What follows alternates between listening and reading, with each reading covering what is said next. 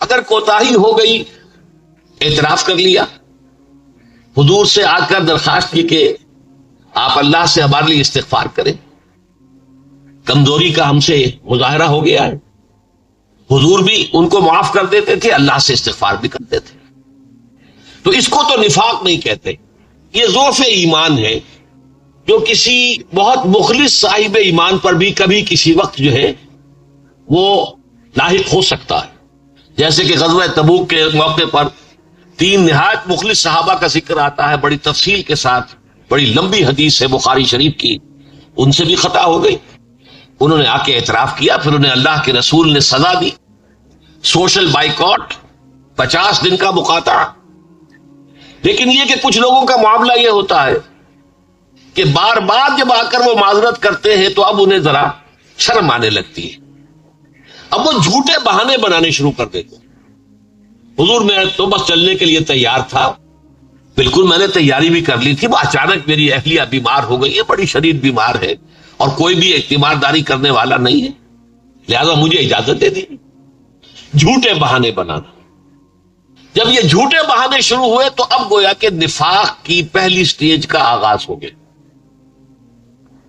اسی لیے آپ قرآن مجید میں سورہ بقرہ کے دوسرے رکوع میں بھی، پھر سورہ منافقون میں بھی سب سے بڑا وصف جو ان کا شمار ہوتا ہے وہ جھوٹ ہے. اور بخاری اور مسلم کی جو روایات ہیں، آیت المنافق ثلاث، یا یہ کہ 4 چیزیں ایسی ہیں کہ جو کسی میں ہے تو وہ کٹر منافق ہے. ان میں بھی سب سے پہلے ہے وَإِذَا حَدَّثَ كَذَبَ، جب بات کرے جھوٹ بولے. اس کے بعد اگلی سٹیج آئی، انہوں نے دیکھا لوگ کچھ مسکرانے لگتے ہیں کہ یہ صاحب جو ہے ہر موقع پر ہی ان کے پاس کوئی عذر ہوتا ہے، کوئی نہ کوئی بہانہ ہوتا ہے. تو پھر وہ جھوٹی قسموں کے ذریعے سے وہ کسی طریقے سے اپنی بات کو باور کرانا چاہتے ہیں. اس کا ذکر بھی سورہ منافقون میں ہے، اتخذوا ایمانہم جنۃ فصدوا عن سبیل اللہ. انہوں نے اپنی قسموں کو ڈھال بنا لیا ہے اور اللہ کے راستے سے رک گئے. اس کے بعد پھر اگلی سٹیج جو تھی فائنل، یہ پہلی 2 سٹیجز ایسی ہیں جیسے ٹی بی کی 3 سٹیجز مشہور ہوتی تھی ایک زمانے میں. فرسٹ سٹیج میں ہے تو بہت آسانی سے علاج ہو جائے گا، سیکنڈ میں بھی ہے تو بھی علاج ہو سکتا ہے، تھرڈ سٹیج میں جانے کے بعد سمجھتے تھے کہ لا حاصل ہے، اب تو دن گنے جائیں گے. اسی طریقے سے تھرڈ سٹیج پھر وہ آتی تھی منافقت کی کہ اللہ کے رسول اور اہل ایمان سے دشمنی پیدا ہو جاتی تھی. ہم العدو فاحذرہم قاتلہم اللہ انا یؤفکون، یہ سورہ منافقون کے الفاظ ہیں. اے نبی یہ لوگ اصل دشمن ہیں، یہ مارے آستین ہیں، یہ اندر سے ڈنک مار رہے ہیں. باہر کے دشمن کا مقابلہ آسان ہے اور ان کا سد باب جو مشکل ہے.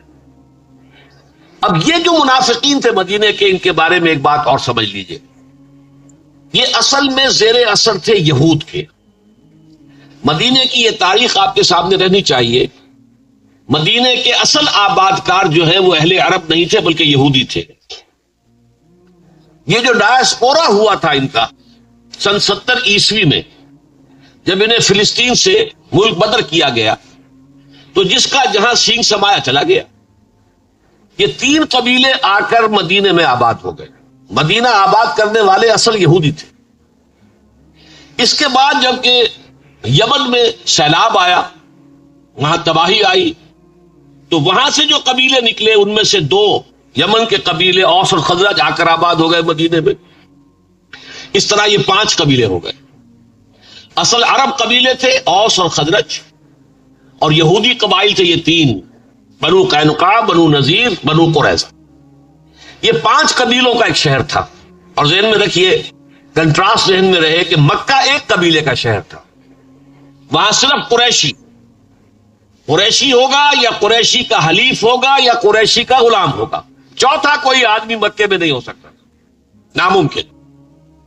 لیکن یہاں 5 قبیلے تھے.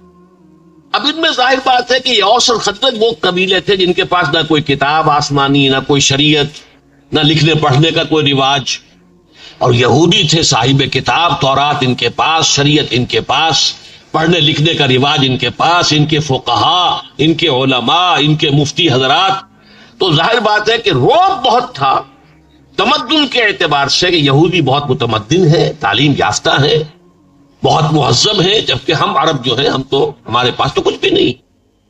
اس کی وجہ سے بہت سے لوگ جو ہیں اوس اور خزرج کے، یہ ان کے زیر اثر تھے.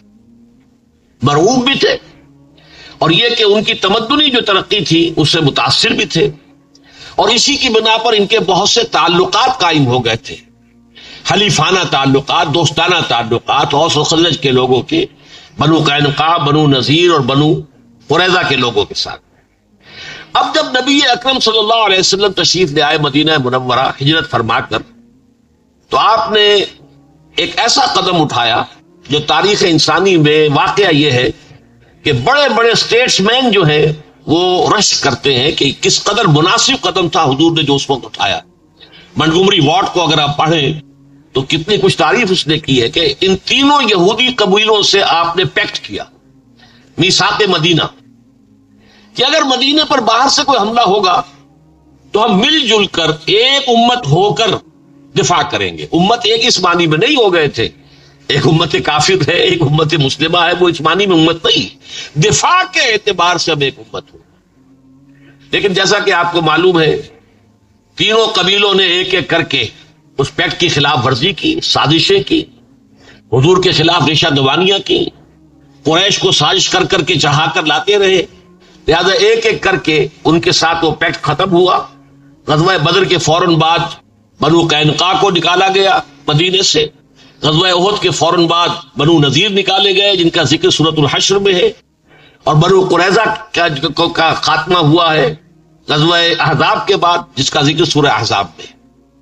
لیکن یہ جو لوگ تھے کہ جو ان کے زیر اثر تھے، اوس اور خزرج کے لوگ ایمان لے آئے، ان کے چودھری، ان کے بڑے بڑے لوگ ایمان لے آئے، تو اب سب لوگوں نے سمجھ لیا کہ پورا قبیلہ ایمان لے آیا ہے، لیکن سب کے دلوں میں ایمان جاگودی نہیں ہوا تھا، اور خاص طور پر جو ان کے روابط تھے، تعلقات تھے، دوستیاں تھیں، تو جیسے آپ جانتے ہیں کہ کوئی بڑا گھنا جنگل ہو تو اس میں ایک تو درخت ہوتے ہیں اونچے اونچے، ایک انڈر گروتھ ہوتی ہے اس کے نیچے، جھاڑیاں ہیں، جھکاڑ ہیں درختوں کے نیچے، تو یہ یہود کے جو قداور درخت تھے وہاں پر موجود، ان کے نیچے انڈر گروتھ کی حیثیت سے یہ نفاق کے پودے، نفاق کی جھاڑیاں، یہ جھاڑ جھکاڑ جو ہے نفاق کا، یہ ان کے زیر اثر تھا۔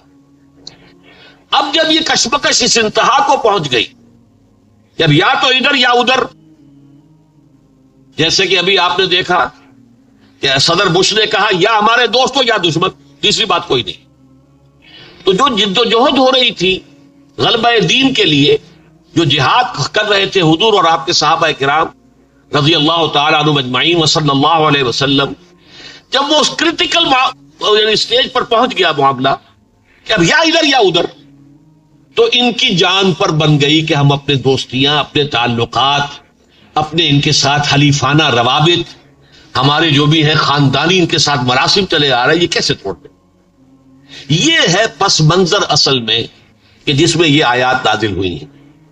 بلکہ آج تو ہم 3 آیتیں چونکہ معین کر دیا گیا تھا تو میں وہیں سے درس شروع کر رہا ہوں، لیکن نوٹ کیجئے اس رکوع کی 6 آیتیں، پہلی 3 آیتوں میں سے میں صرف آپ اس کو پہلا لفظ سناؤں گا، باقی اس کے بعد جو ہے اس کے بارے میں گفتگو کروں گا اختتام پر، اس لیے کہ وہ اس وقت کے حالات کے اعتبار سے قرآن مجید کی اہم ترین آیت ہے، جو اس رکوع کی پہلی آیت ہے۔ یا ایھا الذین آمنوا لا تتخذوا اليہود والنصارى اولیاء بعضهم اولیاء بعض ومن يتولهم منکم فانہ منہم ان اللہ لا یہدی القوم الظالمین۔ اے ایمان والو، اے ایمان کے دعوے دارو، یہودیوں اور عیسائیوں کے اپنے دوست، پشت پناہ، حمایتی مت بناؤ۔ وہ ایک دوسرے کے حمایتی ہیں، پشت پناہ ہیں، ایک دوسرے کے مددگار ہیں، ایک دوسرے کے پروٹیکٹرز ہیں۔ وَمَن يَتَوَلَّهُ مِنكُمْ يَتَوَلَّهُم مِّنكُمْ، یہ اس سے زیادہ سخت دھمکی آئی نہیں ہے قرآن میں۔ جو کوئی بھی تم میں سے ان کے ساتھ دوستی کرے گا فَإِنَّهُ مِنْهُمْ، اللہ کے نزدیک وہ انہی میں سے شمار ہوگا، وہ مسلمان شمار نہیں ہوگا، وہ یہودی یا نصرانی شمار ہوگا۔ سخت ترین الفاظ ہے شاید، ان اللہ لا یہدی القوم الظالمین، اللہ ایسے ظالموں کو ہدایت نہیں دیتا۔ یہ ہے اصل پس منظر۔ اس پس منظر میں اب جو لوگ اس دوراہے پر آ کر ٹھٹک گئے تھے، میں نے عرض کیا تھا، یا تو ایک انسان کا طرز عمل یہ ہوتا ہے کہ ہر چباد آباد، اب جو ہو سو ہو، طارق جو برکنارہ اندلس سفینہ سوخت، طارق نے جب کہ ہسپانیہ کے ساحل پر اتر گئے اپنی کشتیاں جلا دی تاکہ کسی کے دل میں خیال بھی نہ آ سکے کہ واپس جا سکتے ہیں، اب تو یہیں پر مریں گے یا یہیں پر اللہ کی دین جو ہے اسے غالب کریں گے۔ تو ایک تو لوگ وہ ہوتے ہیں، ایک وہ لوگ ہیں جو ٹھٹک کر کھڑے رہ جاتے، چلیں نہ چلیں، بڑھیں نہ بڑھیں، ہمت کریں نہ کریں، ان کے اندر وہ ضعف ارادے کی قوت نہیں، عزیمت نہیں، ہمت نہیں، حوصلہ نہیں، بالکل یکسو نہیں ہو گئے ہیں کہ اب ہمیں تو آخرت درکار ہے، دنیا سے کوئی سروکار نہیں۔ جب تک یکسو نہ ہو آدمی تو پھر وہ ٹھٹک کر کھڑا ہوتا ہے، وہ پیچھے ہٹتا ہے، جبکہ جو لوگ جن کے اندر خلوص اور اخلاص ہے وہ آگے بڑھتے ہیں دشمن کے مقابلے کے لیے، یہ پیچھے ہٹیں گے، تھوڑا تھوڑا کر کے پیچھے ہٹیں گے۔ یہ ارتداد معنوی ہے، ارتداد قانونی نہیں۔ قانونی ارتداد تو یہ ہے کہ کوئی شخص کھلم کھلا عیسائی ہو جائے، کوئی شخص کھلم کھلا، جیسے آپ کو معلوم ہے حضرت ام حبیبہ رضی اللہ تعالی عنہا جب ہجرت حبشہ کر کے گئی ہیں اپنے شوہر کے ساتھ، تو ان کا شوہر وہاں جا کر عیسائی ہو گیا، مرتد ہو گیا۔ جب مرتد ہو گیا تو نکاح ختم ہو گیا۔ پھر حضور نے پیغام بھیجا ہے، اس لیے کہ آخر ابو سفیان کی صاحبزادی تھی، گویا کہ قریش کے بڑے اونچے گھرانے کی، تو حضور نے پیغام بھیجا ام حبیبہ کو، اور حضرت نجاشی رحمۃ اللہ علیہ نے نکاح پڑھایا غائبانہ، حضور مدینے میں ہے، نکاح وہاں ہو رہا ہے حبشہ میں، اور نجاشی رحمۃ اللہ علیہ نے ہی اپنی طرف سے مہر ادا کیا۔ تو یہ ارتداد ایک قانونی ارتداد ہوتا ہے کہ ایک شخص کھلم کھلا عیسائی ہو جائے، یہودی ہو جائے، ہندو ہو جائے، سکھ ہو جائے، پارسی ہو جائے، اور اسلامی ریاست اگر قائم ہے تو اس کی سزا قتل مرتد پر ایک کتاب ابھی ہم نے چھاپی ہے جسٹس تنزیل الرحمان صاحب کی، جو ہمارے ہاں کی بڑی علمی شخصیت ہیں، ان کی بڑی پرانی کتاب تھی، بہت عرصے سے وہ جو ہے دستیاب نہیں تھی۔ ویسے اس موضوع پر مولانا مودودی کا ایک رسالہ بھی موجود ہے، قتل مرتد، لیکن یہ چونکہ جسٹس ہے، قانون دان، لہذا ان کی کتاب جو ہے وہ واقعہ یہ ہے کہ جو حضرات بھی اس مسئلے کے قانونی پہلوؤں کو سمجھنا چاہیں انہیں ضرور جسٹس تنزیل الرحمان صاحب کی اس کتاب کو پڑھنا چاہیے۔ لیکن یہ ہے ارتداد قانونی، ارتداد ظاہری، ایک ہے نفاق، ارتداد معنوی، پیچھے تو ہٹ رہے ہیں لیکن اسلام کا جو اوپر لیبل ہے وہ لگا ہوا ہے، جس کی میں بہترین مثال دیا کرتا ہوں، بہت عرصہ ہو گیا ان چیزوں کو، کہ جیسے کہ کوئی شیطیر ہے، دیمک اسے لگ گئی ہے، وہ دیمک کو بھی اللہ نے کیا کیڑا ہے چھوٹا سا، لیکن اتنی سمجھ دے رکھی ہے کہ وہ شیطیر کو اندر ہی اندر کھوکھلا کرتی ہے، اوپر جو ہے ایک ونیئر چھوڑتی جاتی ہے، دیکھنے والوں کو پتہ نہ چلے کہ اندر سے کھوکھلا ہو گیا شیطیر، اندر سے کھا جائے گی، یا دروازے کی چوکھٹ ہے وہ اندر سے کھا جائے گی لیکن اوپر سے نظر نہیں آئے گا، وہ تو جب اچانک شیطیر گرے گا معلوم ہوگا کہ یہ تو در حقیقت اس کو کھا لیا دیمک نے۔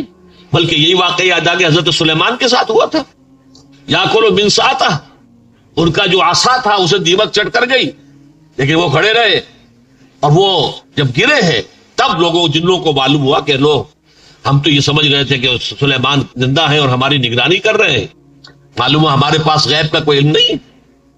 بہرحال یہ نفاق جو ہے دیمک کی طرح ہے، اندر سے ایمان کو کھوکھلا کر دیا، وہ کفر ہو گیا، جیسے سورہ منافقون میں کہا گیا ذالک بانہم آمنوا ثم کفروا فتبع علی قلوبہم، یہ ایمان تو لائے تھے لیکن پھر انہوں نے کفر کیا ہے، اور اب ان کے دلوں کے اوپر مہر کر دی گئی ہے، اب یہ تفقہ اور اصل فہم انہیں حاصل نہیں ہو سکتا۔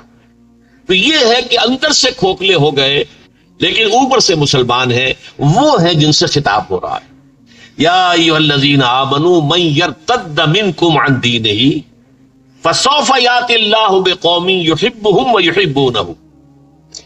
اس میں ایک اللہ تعالیٰ کی شان بے نیازی ہے، اللہ عنقریب ایسے لوگوں کو لے آئے گا جن سے وہ محبت کرے گا اور وہ اس سے محبت کریں گے۔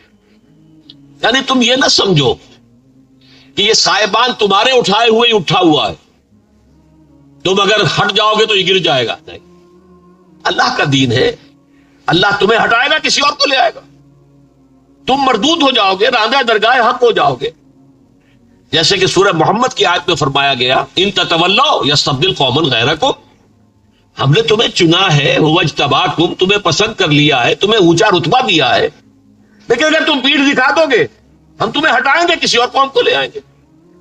ہماری قوت تخلیق ختم تو نہیں ہو گئی؟ اسی طریقے سے فرمایا کہ اگر تم یہ راستہ چھوڑ دو گے، اللہ اور اس کے رسول کی مدد نہیں کرو گے، دین کے لیے سرفروشی، جانفشانی، قربانی کا معاملہ نہیں کرو گے، تو اللہ اوروں کو لے آئے گا تمہاری جگہ۔ فسوف یأتی اللہ بقوم، ایسے لوگوں کو لے آئے گا اب یہاں جو الفاظ آئے ہیں اور یہ تین اعتبارات سے یہ ہے اصل میں جس کے لیے ہمارے ساتھیوں نے آج اس درس کے لیے ان آیات کو منتخب کیا ہے. یہ مقام اس اعتبار سے بہت پیارا مقام ہے. اس میں تین ڈائمنشن سے اللہ کی محبوب شخصیتوں کے کردار کا جائزہ لیا گیا. پہلی ڈائمنشن کیا ہے؟ اللہ ان سے محبت کرے گا، وہ اس سے محبت کرے گا. اب یہ نہایت پیارا انداز ہے، پورے قرآن مجید میں منفرد ہے یہ مقام، اس لیے کہ اللہ اور اہل ایمان کی محبت کا ذکر تو قرآن میں ہے بہت جگہ. ان اللہ یحب المحسنین، اللہ محسنین کو پسند کرتا ہے. ان اللہ یحب الذین یقاتلون فی سبیلہ صفا کانہم بنیان مرصوص، اللہ کو اپنے ان بندوں سے محبت ہے جو اس کی راہ میں جنگ کرتے ہیں صفے باندھ کر گویا کہ سیسا پلائی ہوئی دیوار ہے. اسی طرح والذین آمنوا اشد حبا للہ، جو واقعتاً صاحب ایمان ہے ان کی شدید ترین محبت اللہ کے ساتھ ہوتی ہے. تو علیحدہ علیحدہ اللہ کی محبت اہل ایمان کے لیے اور اہل ایمان کی محبت اللہ کے لیے، یہ تو مختلف مقامات پر مل جائے گی. لیکن جس انداز میں نہایت دل آویز انداز میں یہاں بات آئی ہے، یہ محب اور محبوب کو بیک وقت جو سامنے لایا گیا ہے، یحبہم ویحبونہ، ان کا پہلا وصف یہ ہوگا کہ اللہ ان سے محبت کرے گا. یہ بات بڑی عجیب ہے، اصل میں اس کے اندر ایک بڑا گہرا رمز جو ہے وہ پوشیدہ ہے. دیکھیے، اگرچہ اللہ تعالیٰ نے ہمیں ہدایت دی، یہ راستہ غلط ہے، یہ راستہ صحیح ہے، تمہارا اختیار ہے، تم صحیح راستہ اختیار کرو یا غلط راستہ اختیار کرو، ہم نے تمہیں بتا دیا ہے. انا ہدیناہ السبیل اما شاکرا و اما کفورا، راستہ ہم نے دکھا دیا، تمہارا اختیار ہے، تم شکر گزار بندے بنو یا ناشکرے بن جاؤ. لیکن یہ ہمارا چوائس جو ہے، اس میں بھی اللہ تعالیٰ کے فضل اور عنایت کا دخل ہوتا ہے. اگر میں چوز کرتا ہوں کہ میں اللہ ہی کے راستے پر چلوں گا تو یہ بھی اللہ کے فضل کے بغیر ممکن نہیں ہے، اس میں بھی اللہ کی عنایت ہوتی. محبت پہلے اللہ کی طرف سے آتی ہے. اسی کو کہا جاتا ہے کہ ایک تو ہوتے ہیں سالک مجذوب، ایک ہوتے ہیں مجذوب سالک. کچھ لوگ ایسے ہوتے ہیں جنہیں اللہ اپنی طرف کھینچ لیتا ہے. اللہ یجتبی الیہ من یشاء، اللہ جس کو چاہتا ہے اپنی طرف کھینچ لیتا ہے. اب حضرت عمر تو نکلے تھے حضور کو قتل کرنے کے ارادے سے، اللہ نے زبردستی کدھر جا رہے ہو ادھر آؤ دیا، اور وہ اپنے وہ تلوار ننگی جو حضور کے قتل کرنے کے ارادے سے ننگی لے کے تلوار جا رہے تھے، اسے گلے میں حمائل کر کے غلاموں کی طرح حاضر ہو گئے. تو وہاں اجتباع پہلے ہوا ہے، ہدایت بعد میں آئی ہے. اور بعض لوگ وہ ہوتے ہیں جن کو سالک مجذوب کہتے ہیں، جو لوگ خود چلتے ہیں قدم بقدم اللہ کی طرف، اور پھر اللہ انہیں اپنی طرف کھینچ بھی لیتا ہے بعد میں. لیکن پہلے ان کی عمل کی جد و جہد ہوتی ہے. ایک وہ ہوتے ہیں جنہیں اللہ کھینچ لیتا ہے، جس کو چاہے اس کی پسند ہے. تو یہ وہ لوگ ہیں جن کو اللہ کھینچ لیتا ہے. یہ سورہ حج کی آخری آیت میں بھی ہو اجتباکم، اللہ نے تمہیں چن لیا ہے، پسند کر لیا ہے. یہ اللہ کا فضل سمجھو. اور اس کا پھر عکس کیا ہوگا؟ یحبونہ، وہ اس سے محبت کریں گے. یہ میں بھی آیت آپ کو سنا چکا ہوں سورہ بقرہ کی، والذین آمنوا اشد حبا للہ. ایمان کی یہ ڈیفینیشن جو ہے یہ بہت کم لوگوں کے سامنے ہے. اہل ایمان تو حقیقت میں وہ ہے کہ جو شدید ترین محبت اللہ سے کرتے ہیں. کوئی محبت ان کے دل کے سنگھاسن پر اللہ کی محبت کے برابر براجمان نہیں ہو سکتی. اس کے بالا ہو جانا تو گویا کہ یوں سمجھیے قیامت ہے، برابر بھی نہیں. اللہ بڑا غیور ہے. بڑا پیارا شعر ہے حضرت مجذوب کا رحمت اللہ علیہ، ہر تمنا دل سے رخصت ہو گئی، اب تو آجا اب تو خلوت ہو گئی. اللہ دل میں آتا ہے بندہ مومن کے جبکہ دل خالی ہو چکا ہو، ہر محبت سے خالی ہو چکا ہو، تب محبت خداوندی جڑا جماتی ہے. یہ معاملہ جو ہے یحبون اشد حبا للہ، اسی کو پھر سورہ توبہ کے اندر آپ کو معلوم ہے کس قدر آیت ہے. قل ان کان آباؤکم وابناؤکم واخوانکم وازواجکم وعشیرتکم واموال اقترفتموها وتجارۃ تخشون کسادها ومساکن ترضونها احب الیکم من اللہ ورسولہ وجہاد فی سبیلہ فتربصوا حتی یاتی اللہ بامرہ واللہ لا یہدی القوم الظالمین. اے نبی ان سے کہہ دیجئے اگر تمہیں اپنے باپ، اپنے بیٹے، اپنے بھائی، اپنی بیویاں یا بیویوں کے لیے شوہر اور اپنے رشتہ دار اور وہ مال جو تم نے بڑی محنت سے جمع کیے ہیں، وہ بلڈنگیں جو تم نے بنائی ہیں، محلات بنائے ہیں، تمہیں پسند ہے، وہ کاروبار جس میں کساد کا تمہیں اندیشہ رہتا ہے، اگر یہ 8 چیزیں زیادہ محبوب ہیں اللہ سے اور اس کے رسول سے اور اللہ کی راہ میں جہاد سے جاؤ، دفاع ہو جاؤ، انتظار کرو یہاں تک کہ اللہ اپنا فیصلہ سنا دے. اور اللہ کا فیصلہ اٹل کیا ہے؟ اللہ ایسے ظالموں کو ہدایت نہیں دیتا، ایسے فاسقوں کو ہدایت نہیں. جب تک توحید فی المحبت نہیں آ جائے گی.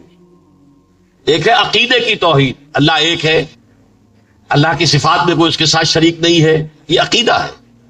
ایک ہے عملی توحید، محبوب ترین ہستی اللہ بن جائے، کوئی اور شے اس کے برابر محبوب نہ ہو. یہ توحید فی المحبہ، محبت میں توحید اللہ کی. اللہ یہ نہیں کہتا کہ ساری محبتیں ختم کر دیں، تابع کر دو. اولاد کی محبت اللہ کی محبت کے تابع رہے، والدین کی محبت اور اللہ کی محبت کے تابع رہے. تین محبتیں بالا ترین رہے، اللہ کی محبت، رسول کی محبت اور اللہ کی راہ میں جہاد کی محبت. بہرحال یہاں فرمایا پہلا ان کا وصف، پہلی ڈائمنشن کیا ہے؟ یحبہم، اللہ ان سے محبت کرے گا، ویحبونہ، اور وہ اللہ سے محبت کرے گا. دوسری ڈائمنشن، اب اللہ کے ساتھ تعلق تو یہ ہو گیا محبوبیت کا، محب اور محبوب. اب یہ انسانوں کے ساتھ تعلق، وہ اس کی ڈائمنشن کیا ہے؟ اذلۃ علی المؤمنین اعزۃ علی الکافرین. اہل ایمان کے حق میں بہت نرم، بہت ہی متواضع، جھک جانے والے اہل ایمان کے لیے. اذلہ کا لفظ آتا ہے کمزور کے لیے. عربی زبان میں ذلت جو ہے، اردو کے اندر تو ذلیل کے معنی کچھ اور ہو جاتے ہیں، کمینگی کا مفہوم آ جاتا ہے. عربی میں یہ معنی نہیں ہے، بلکہ ذلیل کے معنی کمزور کے. تو آپ جو ہے اہل ایمان کے سامنے تو کمزوری ثابت کریں. اچھا بھائی جو بات آپ کہہ رہے ہیں مانتا ہوں، اچھا بھائی جو بھی آپ کو چاہیے میں اپنے امکانی حد تک آپ کے ساتھ تعاون کروں گا. گویا کہ معلوم ہو کہ ان کے اندر رحمت ہے، شفقت ہے، محبت ہے، رافت ہے اہل ایمان کے حق میں. عزت علی الکافرین، کافروں کے حق میں سخت، بھاری. اس کو کہا علامہ اقبال نے، ہو حلقہ یاراں تو بریشم کی طرح نرم، اور رزم حق و باطل ہو تو فولاد ہے مومن.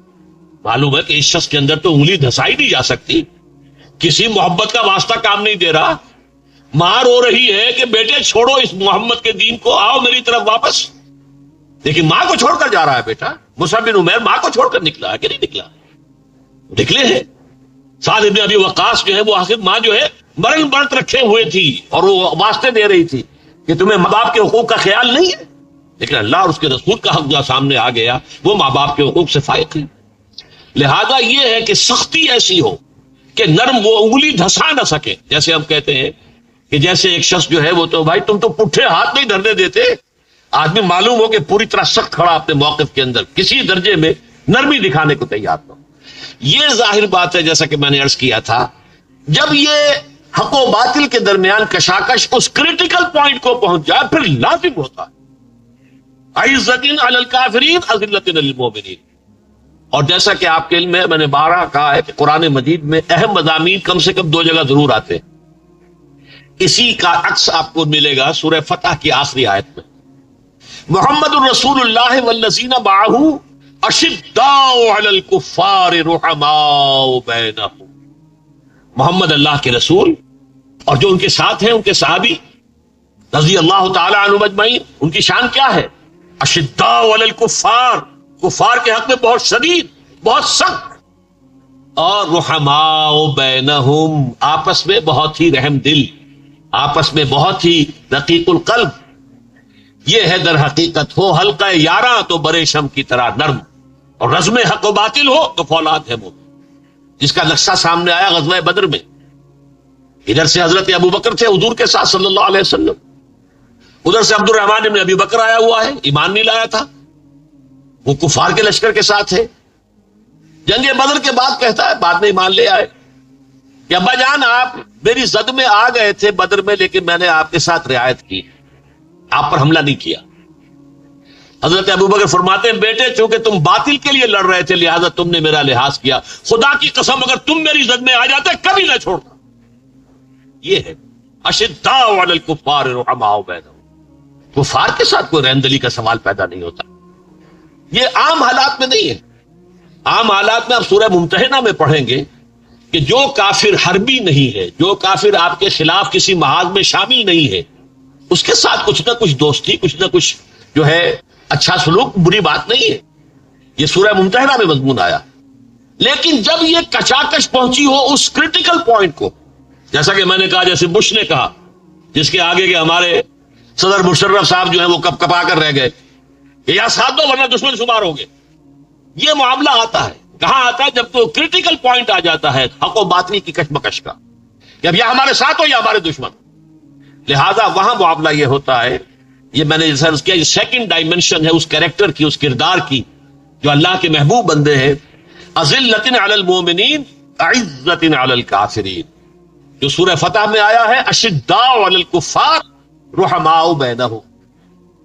اب تیسری ڈائمنشن، اللہ کے ساتھ تو ہو گئی باہمی محبت، یحبہم ویحبونہ، ادھر دائیں بائیں اہل ایمان کے لیے بہت نرم، اہل کفر کے لیے بہت سخت. اب تیسری ڈائمنشن، یجاہدون فی سبیل اللہ، جہاد کرتے ہیں اللہ کی راہ میں، ولا یخافون لومۃ لائم، اور کسی ملامت کرنے والے کی ملامت کا کوئی خوف نہیں کرتے. اب یہ معاملہ بڑا لمبا ہو جائے گا. جہاد کے معنی کیا ہے؟ جہاد کے معنی کوشش، لیکن جہاد اور کوشش میں فرق ہے. جوہد کے معنی کوشش، جہاد کے معنی کشاکش، جب مقابلہ ہوتا ہے. جیسے ٹگ آف وار ہے، آپ کو معلوم ہے رسا کشی ہو رہی ہے، ایک ٹیم ادھر سے کھینچ رہی ہے، دوسری ٹیم ادھر سے کھینچ رہی ہے، ایک جیتے گی ایک ہارے گی. اسی طرح کسی بھی معاملے میں ایک وہ گروہ ہے حزب اللہ جو اللہ کی پارٹی ہے، وہ اللہ کے دین کو غالب کرنا چاہتے ہیں. دوسری حزب الشیطان مقابلے میں موجود ہے، وہ شرک اور کفر کے لیے زور لگا رہے ہیں. ابو جہل جو ہے ان کا لیڈر ہے، ان کے درمیان تو کشاکش ہوگی کہ نہیں ہوگی. یہ ہے جہاد. اب اس جہاد کے مختلف مراحل ہیں. جہاد اپنے نفس کے خلاف بھی ہو سکتا ہے، کیونکہ ہمارے اندر بھی تو ایک شیطان موجود ہے نا، نفس امارہ، ان النفس لامارۃ بالسوء. پھر معاشرے کے خلاف معاشرہ کہتا ہے چلو ادھر، اسلام کہتا ہے چلو ادھر. کشمکش ہو جائے گی کہ نہیں؟ چلو تم ادھر کو ہوا ہو جدھر کی. ایک راستہ تو یہ ہے، زمانہ بات نہ سازت تو با زمانہ بے ساز. زمانہ تمہارے ساتھ سازگار نہیں ہے تو تم زمانے کے ساتھ سازگار ہو جاؤ، فرکشن تو نہیں ہوگی. لیکن نہیں، ایک یہ ہے زمانہ بات نہ سازت تو با زمانہ ستیز. اگر زمانہ تمہارے ساتھ سازگاری نہیں کر رہا، لڑو اس زمانے سے. یہ اولو العزم لوگوں کا کام ہوتا ہے، باہمت لوگوں کا کام ہوتا ہے، صاحب کردار، کریکٹر والے لوگ. اور پھر جہاد آگے چل کر قتال کی شکل اختیار کرتا ہے. اس میں ظاہر بات ہے کہ ہتھیلی پر جان لے کر ہی میدان میں آدمی نکلتا ہے نا. وہ تو نکل کے واپس آ گئے تو سمجھیے بونس ہے، ورنہ جو شخص بھی جنگ میں گیا ہے وہ رسک لے کر جا رہا ہے اپنی جان کا. تو یجاہدون فی سبیل اللہ ولا یخافون لومۃ لائم، اور وہ کسی ملامت کرنے والے کی ملامت سے نہیں ڈرتے. اس کے کیا معنی؟ دیکھیے، اللہ کی راہ میں جہاد جو بھی کریں گے اور جو بھی اپنا رخ کر لیں، انی وجہت وجہی للذی فطر السماوات والارض حنیفا، اور جو کہہ دیں گے ان صلاتی و نسکی و محیای و مماتی للہ رب العالمین، اب ان کو دو طرح کی مخالفتیں پیش آئیں گی. ایک تو معاندین ہوں گے، وہ کہیں گے دماغ خراب ہو گیا، پاگل ہو گئے، یہ دقیانوسی لوگ ہیں، یہ فلاں ہیں، یہ فلاں ہیں، ان کے خلاف وہ زور لگا رہے ہیں. ایک ہوتے ہیں جو محبت بھرے انداز میں، بڑے بزرگانہ انداز میں، بڑے خیر خواہانہ انداز میں، بڑے ناصحانہ انداز میں. بھائی دیکھو ذرا، اپنے مستقبل کی فکر بھی کرو، اپنے بچوں کا بھی خیال کرو. تمہاری بیٹیاں ان کے ہاتھ بھی پیلے کرنے کے نہیں، تم تو ہما وقت لگ گئے ہو، تمہیں دنیا کا خیال ہی نہیں رہا. بھائی دین بھی اپنی جگہ ہے لیکن دنیا بھی تو ہے نا، اس کا بھی تو حق ادا کرنا ہے. یہ ہوتی ہے نصیحت ناصحانہ انداز میں. اس کو کہتے ہیں ملامت. وہ تو مخالفت تو ہے ہی ہے جس کی ہے، لیکن یہ بڑا سٹل انداز ہوتا ہے. اس کا ذکر جو ہے سورہ عنکبوت کے پہلے رکوع میں ہے. وقال الذين كفروا للذين آمنوا اتبعوا سبيلنا ولنحمل خطاياكم وما هم بحاملين من خطاياهم من شيء. وہ جو نوجوان اہل ایمان تھے حضور کے ساتھی بنے، ان کے بزرگ لوگ انہیں کہتے تھے کہ بھائی جو راستہ ہمارا ہے اسی پر چلو، اور تم سمجھتے ہو کہ یہ راستہ غلط ہے، اللہ کے ہاں تمہاری پکڑ ہو جائے گی، ہم ذمہ دار ہیں. وَلْنَحْمِلْ خَطَايَاكُمْ، تمہاری خطاؤں کا بوجھ ہم اٹھا لیں گے، ہم جواب دہی کریں گے، تم آؤ ہمارے راستے پر، چھوڑو محمد کے راستے کو صلی اللہ علیہ وسلم. فرمایا وَمَا هُمْ بِحَامِلِينَ مِنْ خَطَايَاهُمْ مِنْ شَيْءٍ إِنَّهُمْ لَكَاذِبُونَ. وہ ان کی خطاؤں میں سے کوئی بوجھ اٹھا نہیں سکیں گے اور وہ جھوٹ بول رہے. تو یہ جو انداز ہوتا ہے یہ در حقیقت ہے ناصحانہ خیر خواہانہ. یہ آگے کی فکر بھی کرو، دائیں بائیں بھی دیکھا کرو. تم نے تو اپنے آپ کو لگا دیا اسی کام کے اندر. آخر دنیاوی مصلحتیں بھی ہوتی ہیں. یہ ہے خوف، لومۃ لائم، ملامت کرنا. اب دیکھیے یہ بات کہی ہے اس وقت میں علامہ اقبال کو تو کوٹ کرتے ہوئے کوئی معذرت نہیں کرتا، لیکن یہ فیض کا معاملہ ہے جو میں کوٹ کرنے چلا ہوں. چونکہ عام طور پر خیال یہ کہ وہ کمیونسٹ تھے، بہرحال جو بھی تھے وہ تو گئے، اللہ کے حضور میں حاضر ہو گئے. ان کی ایک نظم ہے دو عشق. ان میں پہلا وہ عشق لاہ مجازی جو دنیا کا عشق ہوتا ہے، جو کہ غزل کا موضوع ہوتا ہے. دوسرا عشق انہوں نے کہا ہے چاہا ہے اسی رنگ سے لیلائے وطن کو. وطن کا عشق، وطن کی محبت، وطن کی جے، وطن کی عزت، وطن کی حرمت. لیکن اس دوسرے عشق کے ضمن میں یہ کہتے ہیں اس راہ میں جو سب پہ گزرتی ہے گزری، اس راہ میں جو سب پہ گزرتی ہے سو گزری. تنہا پس زندہ کبھی رسوا سرے بازار، کڑکے ہیں بہت شیخ سرے گوشے منبر، اور گرجے ہیں بہت اہل حکم بر سرے دربار. یہ جو ہمارا ظاہر بات ہے کہ نظریہ تھا ان کا کمیونزم، وہ سمجھتے تھے اسی میں انسانیت کی بھلائی ہے، خیر ہے، فلاح ہے. لیکن اس میں ظاہر بات ہے جیل میں بھی جانا پڑا، مختلف مواقع پر سختیاں جھیلنی پڑی. اس راہ میں جو پھر فتوے بھی لگے. تو اس راہ میں جو سب پہ گزرتی ہے سو گزری، تنہا پس زندہ کبھی رسوا سرے بازار. اب اگر آپ برا نہ مانے، کہاں فیض، کہاں محمد الرسول اللہ، لیکن نقشہ دکھا دینا چاہتا ہوں. 3 سال کی شیب بنی ہاشم کی قید کاٹی یا نہیں کاٹی محمد نے اور ان کے صحابہ نے صلی اللہ علیہ وسلم؟ پس زندہ تھے کہ نہیں؟ رسوا سرے بازار، طائف کی گلیوں میں کیا ہو رہا تھا؟ ٹھٹھے لگ رہے ہیں، مذاق اڑ رہے ہیں، پتھراؤ ہو رہا ہے. رسوا سرے بازارے ہاں شوق ستم گارے. تو اس راہ میں جو سب پہ گزرتی ہے سو گزری، تنہا پس زندہ کبھی رسوا سرے بازار. کڑکے ہیں بہت شیخ سرے گوشے منبر، ہمارے خلاف فتوے دیے گئے، اور گرجے ہیں بہت اہل حکم بر سرے دربار، بڑے بڑے ڈکٹیٹروں نے جو ہمارے خلاف یہ کارروائیاں کی ہیں. چھوڑا نہیں غیروں نے کوئی ناوی کے دشنام. ہمارے جو مخالف تھے غیر، انہوں نے ہر تیر چلایا ہمارے اوپر، ہمیں گالیاں دی. اور چھوٹی نہیں اپنوں سے کوئی طرز ملامت، اپنوں سے جو ہوتی ہے یہ خیر خواہانہ انداز، یہ طرز ملامت، یہ وہ لفظ ہے. چھوٹی نہیں اپنوں سے کوئی طرز ملامت، اس عشق نہ اس عشق پہ نادم ہے مگر دل، ہر داغ ہے اس دل میں بجز داغ ندامت. ہم نے جو بھی کیا ہے حق کی خاطر کیا ہے. ہم نے وطن کو اپنا معبود بنایا. وہ اور ان کا نظریہ تھا ہمارا معبود اللہ ہے، ہم اللہ کے لیے جہاد کر رہے ہیں. لیکن ظاہر بات ہے کہ وہ چیزیں ہوں گی، ایک طرف کفار کے حملے ہوں گے، ایک طرف اپنوں کی طرف سے اندر ہی اندر مخالفت ہوگی. کیا کر رہے ہو؟ ذرا دائیں بائیں کا خیال کرو، آگے پیچھے کا خیال کرو، اولاد کا خیال کرو. بیٹیوں والے ہوں، ان کے ہاتھ پہلے کیسے ہوں گے؟ تم نے یہ شرعی پردہ نافذ کر دیا، کون تمہارے ساتھ رشتہ لے گا اور دے گا؟ کیا ہو جائے گا تمہیں؟ اور یہ سب لوگ جو ہے بڑی بڑی داڑھیوں والے جو ہے یہ بھی رشوتیں لیتے ہیں. تم لوگ تو گویا کہ قیامت ہے. اور یہ دیکھو بڑے بڑے حاجی نمازی، اور انہوں نے سود کے اوپر رقم لے کر حویلیاں بنائی ہے. تو تمہیں کیا ہو گیا؟ یہ سنتے ہیں کہ نہیں باتیں؟ جو بھی اس راستے پر آئے گا اسے یہ باتیں سننی ہوں. تو اب یہ 3 ہو گئی ڈائمینشنز مکمل. یا ایھا الذین آمنوا من یرتد منکم عن دینہ، اے اہل ایمان، اس لیے کہ وہ بھی اہل ایمان شمار کرتے تھے اپنے آپ کو منافق. جو بھی کوئی تم میں سے اپنے دین سے پسپائی اختیار کرے گا، پیچھے ہٹے گا.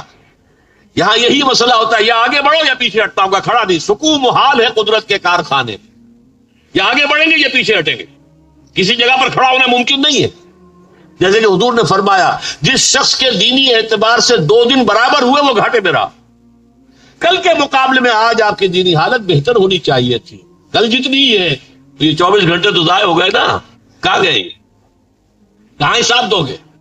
اور آج جو حالت ہے کل جو آنے والی ہے اس میں بہتر نہیں ہوئے تو پھر گھاٹا ہے. جس کے 2 دن برابر ہیں وہ خسارے میں. مسلسل ترقی، آگے بڑھو. تو یا تو پیش رفت ہوگی، آگے بڑھنا ہوگا، اور یا یہ کہ پسپائی ہو جائے گی، پیچھے ہٹ جاؤ گے. تو جو کوئی پسپائی کا راستہ اختیار کرے گا تو عنقریب اللہ تعالیٰ ایسے لوگوں کو لے آئے گا جن سے وہ محبت کرے گا اور وہ اس سے محبت کریں گے. وہ اہل ایمان کے حق میں بہت نرم ہوں گے، برے شم کی طرح نرم. کیا خوبصورت الفاظ اقبال نے استعمال کیے.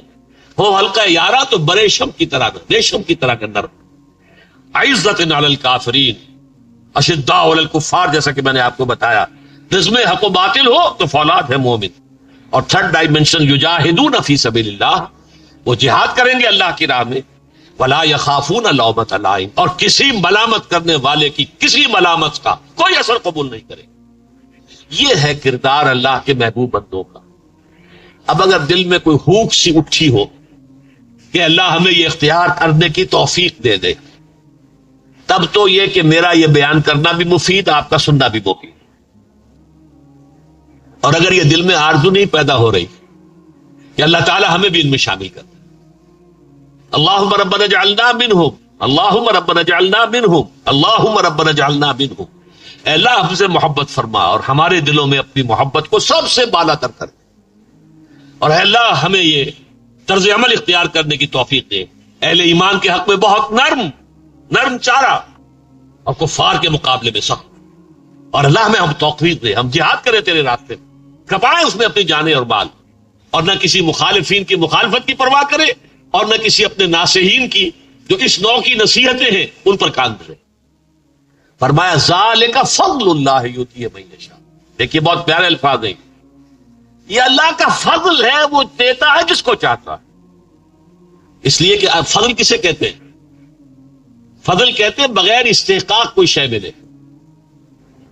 ایک ہوتی اجرت یا اجر، ایک کام آپ نے کیا اس کا اجر مل رہا ہے آپ کو، ایک مزدوری آپ نے کی اس کی اجرت مل رہی ہے. یہ ہے بقدر جو محنت اور بقدر مشقت جو ہے وہ آپ کو اجرت یا اجر ملے گا. فضل جو ہے بلا استحقاق. سادہ ترین مثال یہ ہے کہ آپ نے کسی بیمار کو اپنے ہاں کسی مرمت کے کام پہ لگایا تھا، فرض کیجیے 100 روپے 150 روپے اس کی دہاڑی طے تھی. آپ نے دل میں نوٹ کیا کہ بہت محنت سے شخص نے کام کیا، دل لگا کے کام کیا. اس نے یہ نہیں دیکھا کہ کوئی مجھے دیکھ رہا ہو تبھی کام کروں، نہیں، بلکہ وہ اپنی دھن کے اندر. تو آپ اس کو کہتے ہیں بھائی 150 تو تمہاری وہ دہاڑی اور یہ 20 روپے میری طرف سے. یہ فضل ہے، یہ فضل ہے، اضافی شے. تو ذالک فضل اللہ یؤتیہ من یشاء. یہ اللہ کا فضل ہے، جسے چاہتا دیتا ہے، ہر شخص کے لیے نہیں ہے. اللہ سے واسألوا اللہ فضلہ، اللہ سے اس کا فضل تلاش کرو، مانگو اللہ سے فضل مانگو اللہ کا. تو اس حوالے سے ہمیں اللہ تعالیٰ سے دعا کرنی چاہیے. اللہم انی اسألک من فضلک. آپ کو معلوم ہے نماز کے لیے مسجد میں داخل ہو تو کیا پڑھتے ہیں؟ اللہم افتح لی ابواب رحمتک، اور نکلتے ہیں اللہم انی اسألک من فضلک. یہ فضل کا جو ہم سوال کرتے ہیں، اللہ سے دعا کرتے ہیں اللہ ہمیں فضل دے. ذالک فضل اللہ یؤتیہ من یشاء. اب کہیں ایسا خیال نہ ہو جائے کہ یہ تو کروڑوں انسان ہیں، اللہ تعالیٰ کا فضل کتنا ہوگا جو سب کو بانٹ دے ہو. فرمایا واللہ واسع علیم. اللہ بہت کشادگی والا ہے، اس کی وسعتوں کا تمہیں اندازہ نہیں ہے، اس کے خزانوں کے اتھاہ ہیں. واسع علیم، لیکن علیم بھی ہے. یؤتی کل ذی فضل فضلہ. وہ دیکھتا ہے کون حقدار ہے فضل کا، اسے دیتا ہے. فضل کا بھی حقدار ہونا پڑتا ہے، کسی درجے میں اپنے آپ کو مستحق بنانا پڑتا ہے. یؤتی کل ذی فضل فضلہ. وہ فضل عطا کرتا ہے صاحب فضل کو، لیکن اس میں اس کا چوائس ہے. علیم ہے، کون جو ہے واقعتاً اس کی قدر کر سکتا ہے، کون ہے کہ جو اس کا حق ادا کر سکتا ہے، کون ہے کہ جو اللہ تعالیٰ کی طرف سے اس انعام و اکرام کا حق ادا کر سکتا ہے. واللہ واسع علیم. اب دیکھیے اگلی آیت، اور اس کے لیے جو میں نے پس منظر آپ کو پہلے بتا دیا تو اب ایک لفظ خود بول رہا ہے، انما ولیکم اللہ ورسولہ. دیکھو مسلمانوں، یہ تمہاری رشتہ داریاں دوستیاں یہ نہیں. تمہارا ولی، تمہارا پشت پناہ، تمہارا مددگار، تمہارا حمایتی، تمہارا دوست یا تو اللہ ہے، ورسولہ، اور اس کا رسول ہے، والذین آمنوا، اور اہل ایمان. تمہاری دوستی ان تین کے ساتھ محدود ہو جانی چاہیے. دیکھیے جسے کہتے ہیں نا کسی کے ساتھ کو اچھا سلوک کر دینا، وہ کسی کافر کے لیے بھی جیسا کہ میں نے کہا برا نہیں ہے. اگر وہ حربی نہیں ہے، آپ کے خلاف ایکٹیو نہیں ہے، آپ کے خلاف کسی اتحاد میں شامل نہیں ہے، وہ جس کو تظاہرہ کہا گیا قرآن مجید میں کہ انہوں نے لم یظاہروا علیکم، کسی کے ساتھ جو ہے گٹھ جوڑ نہیں کیا تمہارے خلاف، اس کے ساتھ کو اچھا سلوک بھی کرو، کوئی حرج نہیں. لیکن دلی محبت اور بھروسہ اور حمایت یہ اللہ اور اس کے رسول اور اہل ایمان کے سوا کسی کے ساتھ، یہ کارڈینل پرنسپل ہے، جان لیجیے. دلی محبت نہیں ہوگی، چاہے باپ ہو. میں بھی آپ کو آیت وہ سنا دوں گا، چاہے باپ ہو، بیٹے ہو، بھائی ہو، کوئی ہو، یہ اتنا اہم معاملہ ہے اس لیے کہ اسی پر تو سارا دار و مدار ہے۔ میں اب یہاں ذرا ایک بات کہہ دوں، بعض حضرات کے ساتھ اچھی نہ لگے، کام ہو رہے ہوتے ہیں، کوئی دینی کام ہی ہے، تحریک ہے، لوگ بات سمجھ بھی لیتے ہیں کہ یہ راستے غلط پر پڑ گئے، ہم راستہ ہم نے چھوڑ دیا، اصل ہماری قیادت غلط رخ موڑ گئی ہے، لیکن چھوڑ کیسے دیں؟ ہماری تو دوستیاں ہیں، ہمارے تعلقات ہیں، ہمارے کاروباری معاملات ہیں، ہماری رشتہ داریاں ہیں، کیسے چھوڑ دیں؟ جیسے سورہ عنکبوت میں کہا گیا مودۃ بینکم فی الحیات الدنیا، دنیا کی زندگی میں تمہاری باہمی جو محبتیں ہیں وہ تمہیں روکے ہوئے ہیں، ورنہ تمہیں معلوم ہے کہ یہ بت پرستی کیا مانی دارت، اس کی کوئی حقیقت ہی نہیں ہوتا ہے۔ یہ دوستیاں، یہ محبتیں، یہ حلیفانہ تعلقات معمولی نہیں ہوتے، ان کو چھوڑنا، ان کو کاٹنا آسان کام نہیں ہوتا، تو اس کی اہمیت ان آیات سے سمجھیے۔ انما ولیکم اللہ، دیکھو تمہارا اصل ولی تو اللہ ہے، مددگار، پشت پناہ، ہمدرد، تمہاری پشت پناہی کرنے والا، نصرت دینے والا، ورسولہ، پھر تمہاری ولایت اور دوستی اور خلوص اور اخلاص سب سے بڑھ کر رسول کے ساتھ، والذین آمنوا، اور پھر اہل ایمان۔ اب الذین آمنوا کی ذرا شرح کی ہے، کون ہے وہ آمنوا؟ الذین یقیمون الصلاۃ، جو نماز قائم کرتے سب سے پہلے۔ اب یہ ایک اور اعتبار سے یہ تین چیزیں آ رہی ہیں یہاں پر، پہلے وہ تین ڈائمنشنز، یحبہم ویحبونہ، اذلۃ علی الکافرین، اذلۃ علی المسلمین، عزۃ علی الکافرین، یجاہدون فی اللہ ولا یخافون لومۃ لائم۔ اس کے بعد اب یہ تین باتیں آ رہی، یقیمون الصلاۃ ویؤتون الزکاۃ وہم راکعون، جو نماز قائم کرتے ہیں، زکوٰۃ ادا کرتے ہیں اور جھکتے ہیں۔ یہ جو ترجمہ ہے اس میں بس مجھے کچھ کہنے کی اجازت مانگ رہا ہوں، عام طور پر اس بات کو سمجھا نہیں گیا، مترجمین نے صحیح سمجھا نہیں۔ وہم راکعون، اور وہ رکوع کرتے، بھائی رکوع کیا نماز پہلے آ گیا تو رکوع تو اس کے بعد تو کیا، پہلے تو رکوع کا ذکر ہو تو بات سمجھ میں آتی ہے۔ جیسے سورہ حج کی آخری آیت سے پہلی آیت ہے یا ایھا الذین آمنوا ارکعوا واسجدوا واعبدوا ربکم وافعلوا الخیر، وہاں رکوع ہے، سجود ہے، لیکن یہاں نماز جب آ گئی تو رکوع کا ذکر، یہ رکوع نہیں ہے، جھک کر۔ کیا معنی ہے اس کے؟ بڑے گہرے معنی ہے۔ دیکھیے پہلا وصف کا یہ نماز قائم کرتے ہیں، اس کی تفصیل میں جانے کی ضرورت نہیں۔ دوسرا زکوٰۃ دیتے ہیں اور دیتے ہیں جھک کر۔ ایک یہ ہے زکوٰۃ خیرات کے طور پر آپ دے رہے ہیں تو آپ کی گردن اکڑی ہوتی ہے، حدیث میں بھی آیا ہے الید العلیٰ خیر من الید السفلیٰ، جو ہاتھ اوپر ہوتا ہے دینے والا وہ بہتر ہے اس سے جو نیچے ہے لینے والے سے۔ اس وقت ہوتا ہے خیال میں کوئی کام کر رہا ہوں، خیر کر رہا ہوں، بھلا کر رہا ہوں، مجھے اللہ نے توفیق دی، چلی اسی اعتبار سے صحیح، لیکن ایک احساس ہوتا ہے۔ لیکن یہ معاملہ کیا ہے اصل میں؟ قرآن مجید میں جو دو رکوع انفاق فی سبیل اللہ پر سب سے اہم آئے ہیں، پورے قرآن مجید میں سب سے زیادہ جو ہے وہ چیزیں آئی ہیں 36ویں اور 37ویں رکوع سورہ بقرہ کی۔ اس میں فرمایا انفاق کا سب سے بڑھ کر جو شخص مستحق ہے وہ کون ہے؟ بھکاری نہیں، سوالی نہیں، سب سے بڑھ کر للفقراء الذین احصروا فی سبیل اللہ، وہ تنگ دست لوگ جو اللہ کی راہ میں گھر گئے ہیں، جنہوں نے اللہ کے دین کی جد و جہد ہماتن اپنے آپ کو اس میں لگا دیا۔ ہما وقت تھے کہ نہیں؟ اصحاب صفہ کوئی کاروبار نہیں کر رہے، حضور کے پاس بیٹھے ہوئے صبح سے لے کر شام تک جو بھی علم و حکمت کی باتیں سیکھ رہے ہیں، اور پھر وہی لوگ تھے جنہیں حضور نے کہیں 70 بھیج دیے، جاؤ وہاں تبلیغ کے لیے جاؤ، جو سب کے سب شہید کر دیے گئے۔ آخر تھے کہ نہیں؟ وہ کوئی کاروبار نہیں کرتے تھے۔ یا ایسے لوگ بھی تھے کہ جنہوں نے اپنے آپ کو ہمتن دین کے لیے لگا دیا اور دنیا کے لیے کچھ بھی نہیں کیا، حالانکہ وہ اصحاب صفہ میں سے نہیں ہے۔ ابو ذر غفاری کون تھے؟ مقداد کون تھے؟ یہ جو فقراء صحابہ ہیں یہ ہمتن کارکن تھے، جیسے آج کل ہم جماعتوں میں کہتے ہیں بھائی یہ تو ہمہ وقت کارکن ہے، لیکن ہمہ وقت کارکن کو ہم کیا کرتے ہیں؟ تنخواہ دیتے ہیں۔ وہاں تنخواہ کوئی نہیں تھی، توکل اللہ پر، اور اگر کوئی تمہارا بھائی تمہاری کو مدد کر دے لے لو، بس توکل محض پر تھا۔ یہ تنخواہ دار ملازمین اور تنخواہ دار کارکنوں کا کوئی تصور حضور صلی اللہ علیہ وسلم کی زندگی میں ہمیں نہیں ملتا۔ ہم نے اختیار کیا ہے مجبوراً آج کے حالات کے تحت، جو مختلف جماعتوں میں ہے، ہمارے ہاں بھی ہے، کچھ نہ کچھ لوگوں کو ہم نے جنہیں ہمتن ہم نے لے لیا ہے تو آخر ان کی کفالت کا کوئی بندوبست کرنا پڑتا ہے۔ لیکن حضور کا معاملہ دیکھیے، وہاں کسی کے لیے کوئی تنخواہ نہیں تھی، نہ حضور کی کوئی تنخواہ تھی. کو مال غنیمت میں سے کچھ آ گیا ہے تو ٹھیک ہے، یا یہ کہ کوئی ہدیہ لے آیا ہے وہ لے آیا ٹھیک ہے، نہیں تو فاقے ہیں، کئی وقت کے فاقے، کئی وقت گزر جاتے تھے کہ حضور کی ازواج مطہرات کے گھروں میں چولہے نہیں جلتے تھے. یہ تو غزوہ خیبر کے بعد پھر دولت جو ہے آئی ہے تو کچھ نہ کچھ سہولتیں پیدا ہوئی.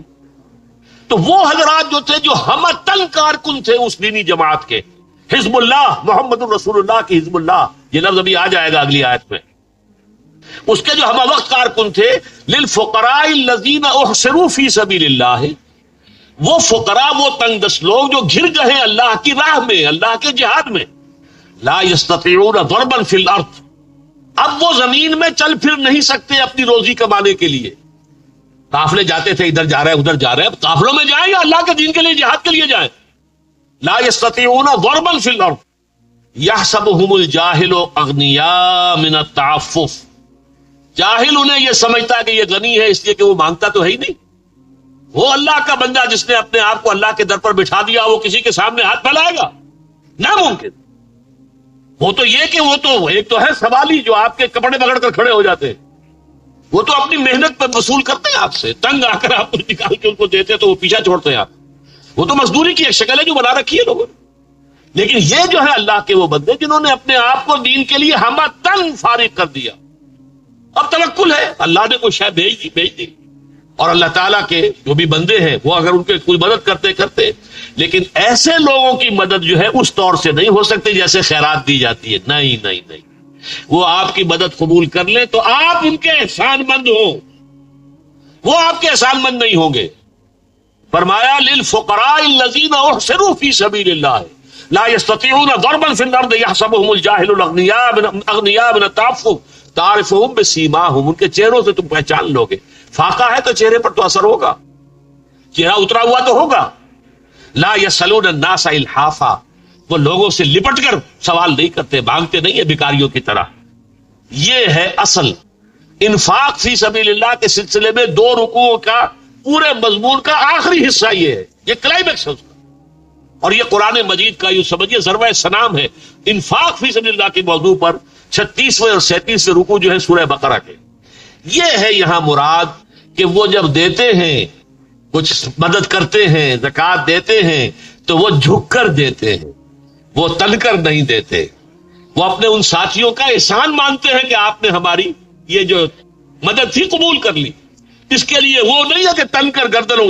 یہ 3 اوصاف آئے یہاں پر ان لوگوں کے جو جہاد فی سبیل اللہ کی راہ میں ہے. انما ولیکم اللہ ورسولہ والذین آمنوا الذین یقیمون الصلاۃ ویؤتون الزکاۃ وہم راکعون، یقیناً تمہارا ولی اللہ ہے اور اس کا رسول صلی اللہ علیہ وسلم، اور اہل ایمان.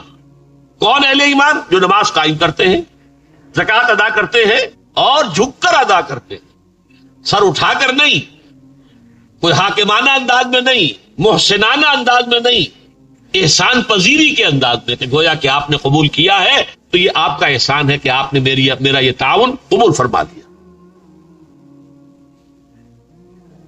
اب آگے چلیے، وَمَن يَتَوَلَّ اللَّهَ وَرَسُولَهُ وَالَّذِينَ آمَنُوا، اور جو لوگ واقعتاً ولی بن جائیں گے اور ولی بنا لیں گے اللہ کو اور اس کے رسول کو اور اہل ایمان کو، یعنی جو وہی 3 الفاظ جو پہلے آ چکے ہیں، انما ولیکم اللہ ورسولہ والذین آمنوا. اب یہ تو ایک قاعدہ کلیہ تھا جو بیان ہوا. اب جو لوگ اس معیار پر پورے اتر آئے ان کے لیے خوشخبری آ رہی ہے. وَمَن يَتَوَلَّ اللَّهَ وَرَسُولَهُ وَالَّذِينَ آمَنُوا، اور جو لوگ واقعتاً دوست بنا لیں گے اللہ کو حقیقی معنی میں اور رسول کو اس کے صلی اللہ علیہ وسلم اور اہل ایمان کو، فَإِنَّ حِزْبَ اللَّهِ هُمُ الْغَالِبُونَ، تو یہ ہے اصل میں اللہ کی پارٹی اور یہی غالب آ کر رہے ہیں. یہ بہت بڑی نوید ہے. یہاں اصل میں جو عبارت ہے اس میں حذف ہے، الفاظ اگر کھول دیے جائیں جو محذوف ہے، وَمَن يَتَوَلَّ اللَّهَ وَرَسُولَهُ وَالَّذِينَ آمَنُوا فَأُولَٰئِكَ حِزْبُ اللَّهِ أَلَا إِنَّ حِزْبَ اللَّهِ هُمُ الْغَالِبُونَ. جو لوگ اس ٹیسٹ میں پورے ہو جائیں گے کہ ان کی دوستی دلی اور ان کی محبت قلبی صرف اللہ اور اس کے رسول اور اہل ایمان کے ساتھ ہو، صادق الایمان اہل ایمان، منافقین نہیں، ضعفاء نہیں، پیچھے ہٹنے والے نہیں، آگے بڑھنے والے، جو جاہدون فی سبیل اللہ ولا یخافون لومۃ لائم، جو اس 3 ڈائمنشن پر پورے اترنے والے ہیں، ان کے ساتھ اگر ان کی ایمان دوستی کا جو دائرہ محدود ہو گیا، فاولئک حزب اللہ، تو اب یہ مل جل کر اللہ کی ایک جماعت بن جائیں گے. الا ان حزب اللہ هم الغالبون، اور جان لو کہ اللہ تعالیٰ کی یہ پارٹی جو ہے بالآخر وہی غالب رہے گی. اب ذرا اس مضمون کی اہمیت کے اعتبار سے پھر وہی اصول بیان کر رہا ہوں کہ اہم مضامین قرآن میں 2 دفعہ ضرور آتے ہیں. یہ سورہ مجادلہ کی آخری آیت آپ کو سنا رہا ہوں.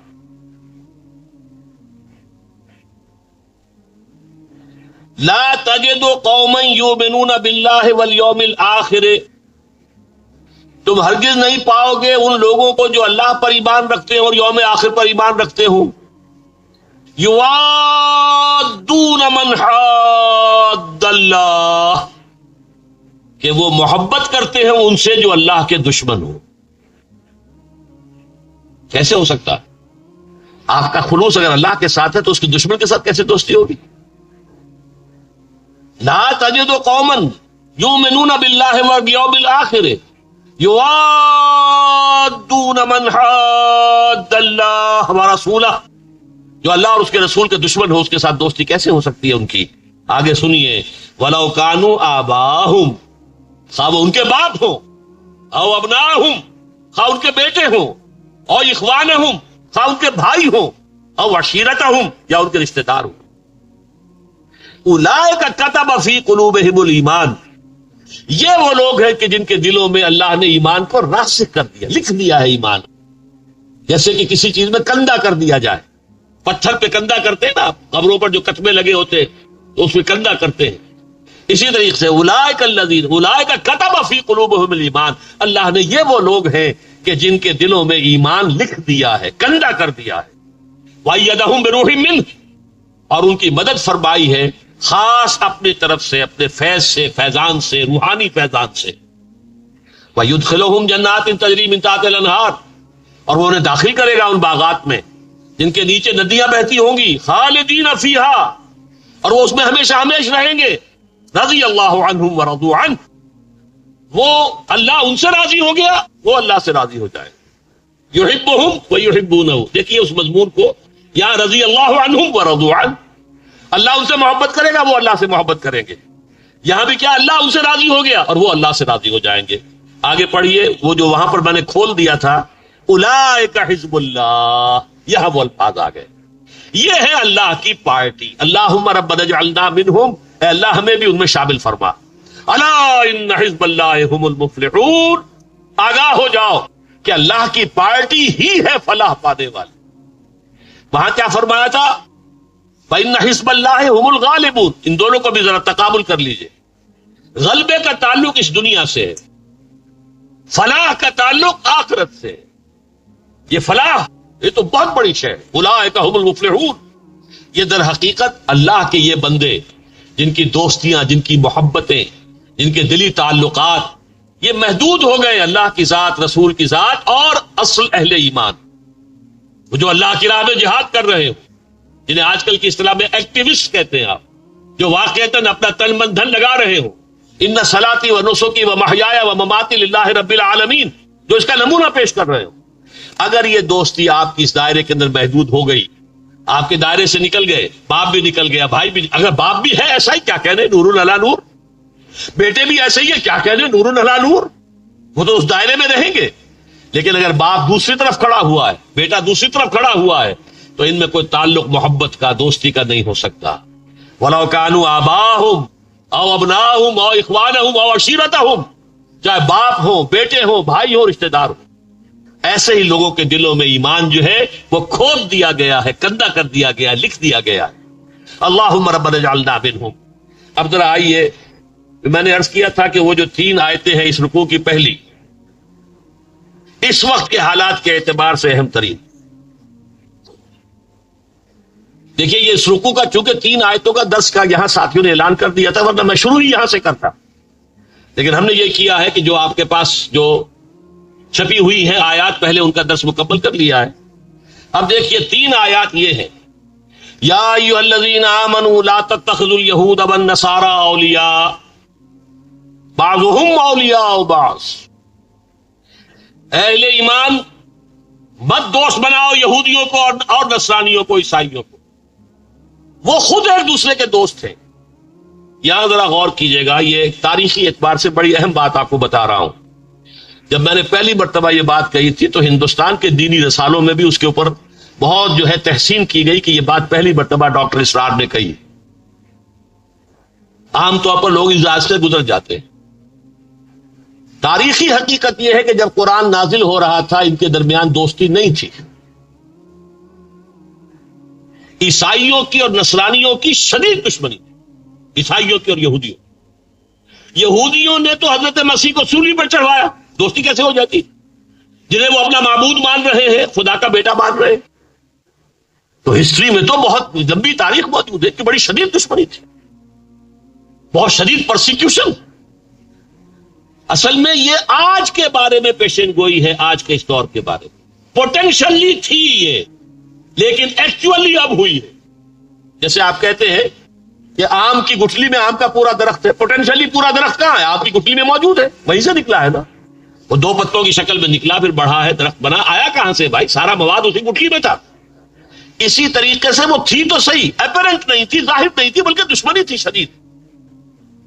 قرآن مجید میں آیا ہے ہم نے اغرینا بینہم العداوۃ والبغضاء، ہم نے ان کے درمیان بغض اور دشمنی پیدا کر دی ہے، تو ایک دوسرے کے دشمن تھے۔ وقالت الیہود لیست النصارى علی شیء وقالت النصارى لیست الیہود علی شیء وهم یتلون الکتاب، سورہ بقرہ کی آیت ہے کہ نہیں؟ یہودی کہتے ہیں نصارہ کی کوئی حقیقت نہیں، نصارہ کہتے ہیں کہ یہودیوں کی کوئی حقیقت نہیں۔ تو یہ تو ان کے درمیان تو بڑی سخت دشمنی تھی۔ یہ اصحاب الاخدود کون تھے؟ یہودی بادشاہ یمن کا کچھ عرصے کے لیے یہودیوں کی حکومت قائم ہو گئی تھی یمن میں، ذو نواس، اس نے حضرت عیسیٰ کے پیروکاروں کو زندہ جلایا تھا، اصحاب الاخدود۔ والسماء ذات البروج والیوم الموعود وشاہد ومشہود کتب اصحاب الاخدود النار ذات الوقود اذ هم علیہا قعود وهم علی ما یفعلون بالمؤمنین شہود۔ ہزاروں عیسائیوں کو اس شخص نے زندہ جو ہے کھائی بنا کر آگ کی اس میں جلایا، یہودی نے۔ تو یہودیوں اور عیسائیوں کے درمیان ہرگز دوستی اس وقت نہیں تھی جب یہ آیت نازل ہوئی۔ پوٹینشل دوستی تھی اندر، لیکن باہر ایکچوئل دشمنی تھی۔ یہ ہوا ہے، یہ کل مجھے تقریر جو کرنی ہے اس میں اس کی پوری تفصیل آپ کے سامنے رکھوں گا کہ کس طریقے سے، کن ہتھ کنڈوں سے، کن چال بازیوں سے، کن سازشوں سے پھر یہودیوں نے آج جو شکل بن چکی ہے، یہ صرف دوستی کی نہیں ہے بلکہ پورا عالم عیسائیت یہودیوں کے پنجے میں آ چکا ہے، گرفت میں۔ وہ یہودیوں کے تابع ہیں اب۔ جیسے علامہ اقبال جو ہے 1905 سے 1908 تک رہے تھے یورپ میں، جرمنی میں رہے اور انگلستان میں رہے، اور وہاں انہوں نے دیکھا جو کچھ، فرنگ کی رگے جہاں پنجہ یہود میں ہے۔ یہ پنجہ یہود میں آج پورا عالم عیسائیت آ چکا ہے۔ ان کے درمیان شدید گہرا جو ہے وہ معاونت ایک دوسرے کے ساتھ، اور اسی کے بل پر یہ اسرائیل قائم ہوا ہے۔ کیا یہودیوں کا باپ بھی قائم کر سکتا تھا اسرائیل؟ یہ تو جو آپ کو معلوم ہے یونائٹڈ نیشن نے بنا کر دیا ہے۔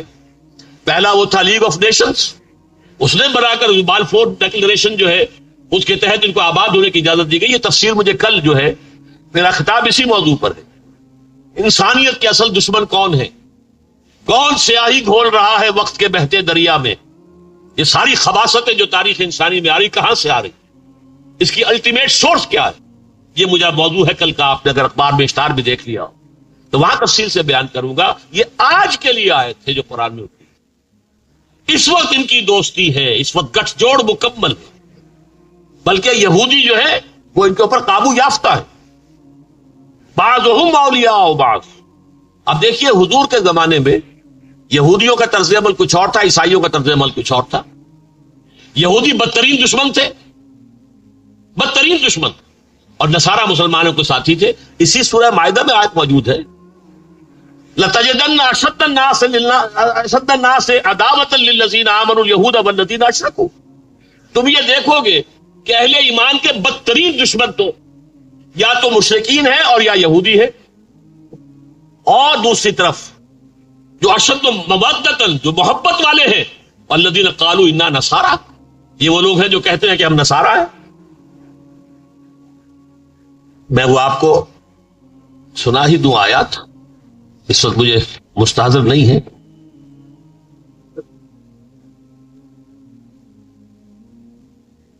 لَتَجِدَنَّ أَشَدَّ النَّاسِ عَدَاوَةً لِلَّذِينَ آمَنُوا الْيَهُودُ وَالَّذِينَ أَشْرَكُوا. تم لازماً پاؤ گے کہ اہل ایمان کے شدید ترین دشمن تو وہ ہیں جو یہودی ہیں اور مشرک ہیں.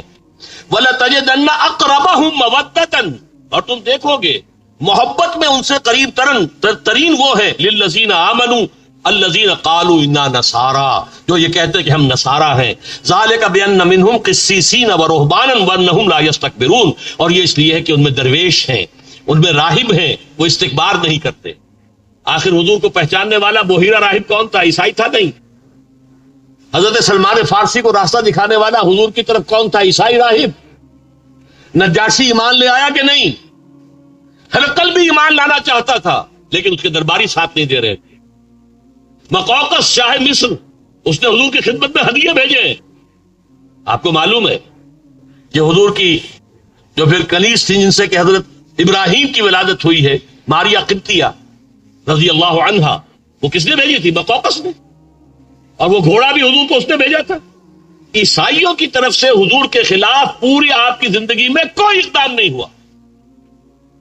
وہ تو عیسائیوں کے تحت تھا ایک بادشاہ، وہ جو ریلی بادشاہ سمجھ لیجیے شام کا، جس نے کہ حضور کے ایلچی کو شہید کر دیا تو اس کے ساتھ جنگ جو ہے شروع ہو گئی. وہ غزوہ موتا ہوا، غزوہ تبوک ہوا، ورنہ یہ کہ کوئی اقدام. اور یہودی بدترین دشمن. تو یہ آیت میں آپ کو اس لیے بتا رہا تھا کہ یہ در حقیقت اس وقت کے لیے نہیں ہے.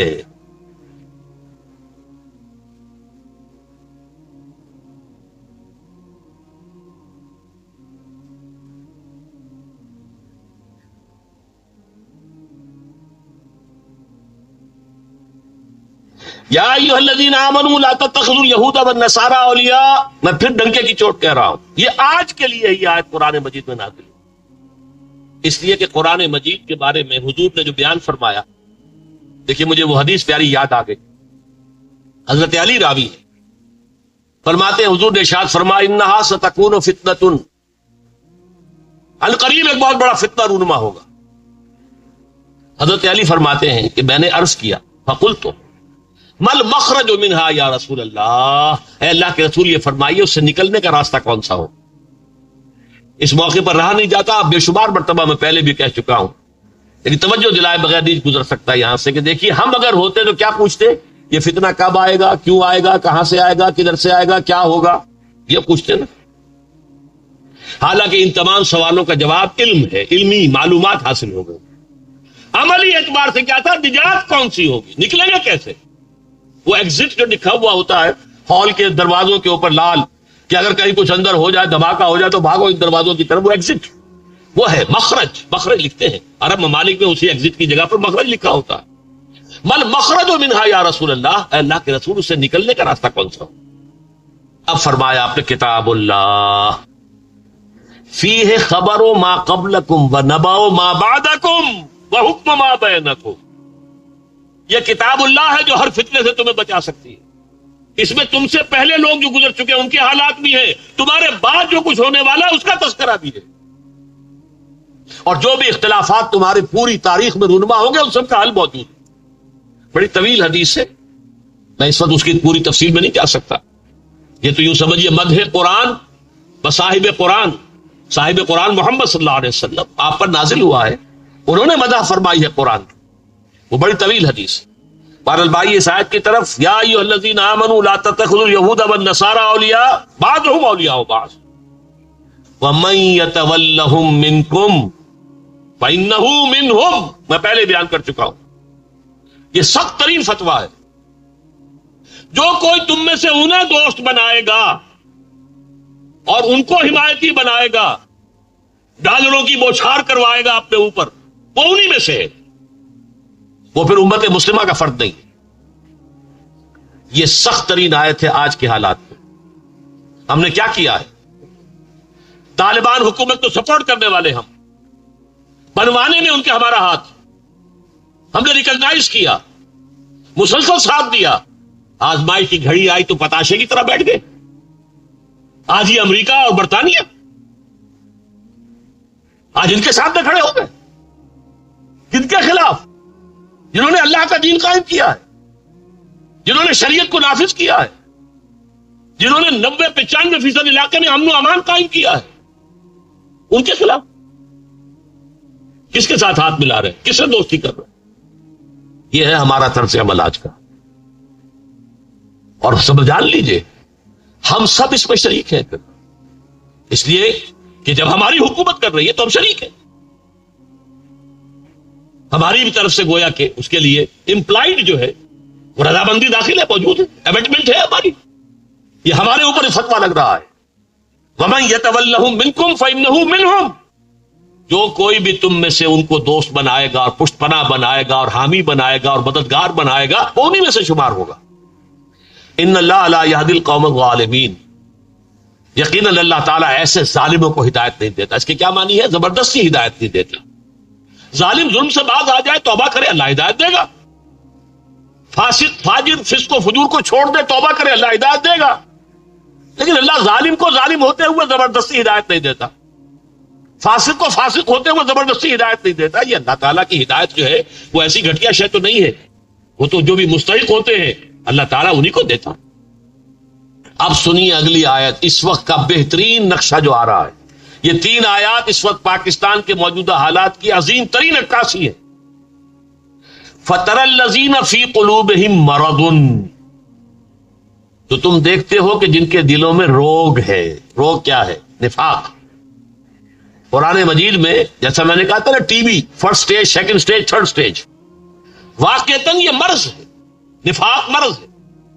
پہلی سٹیج جبکہ جھوٹے بہانے بنانے شروع کیے، دوسری سٹیج جبکہ جھوٹ کے اوپر قسمیں کھانی شروع کر دی، تیسری سٹیج یہ کہ اللہ اور اس کے رسول اور اللہ کے دین کے دشمن بن گئے.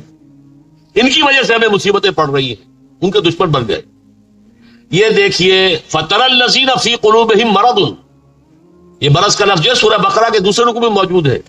فِي قُلُوبِهِم مَّرَضٌ فَزَادَهُمُ اللَّهُ مَرَضًا، ان کے دلوں میں روگ تھا، اللہ نے ان کے روگ کو بڑھا دیا.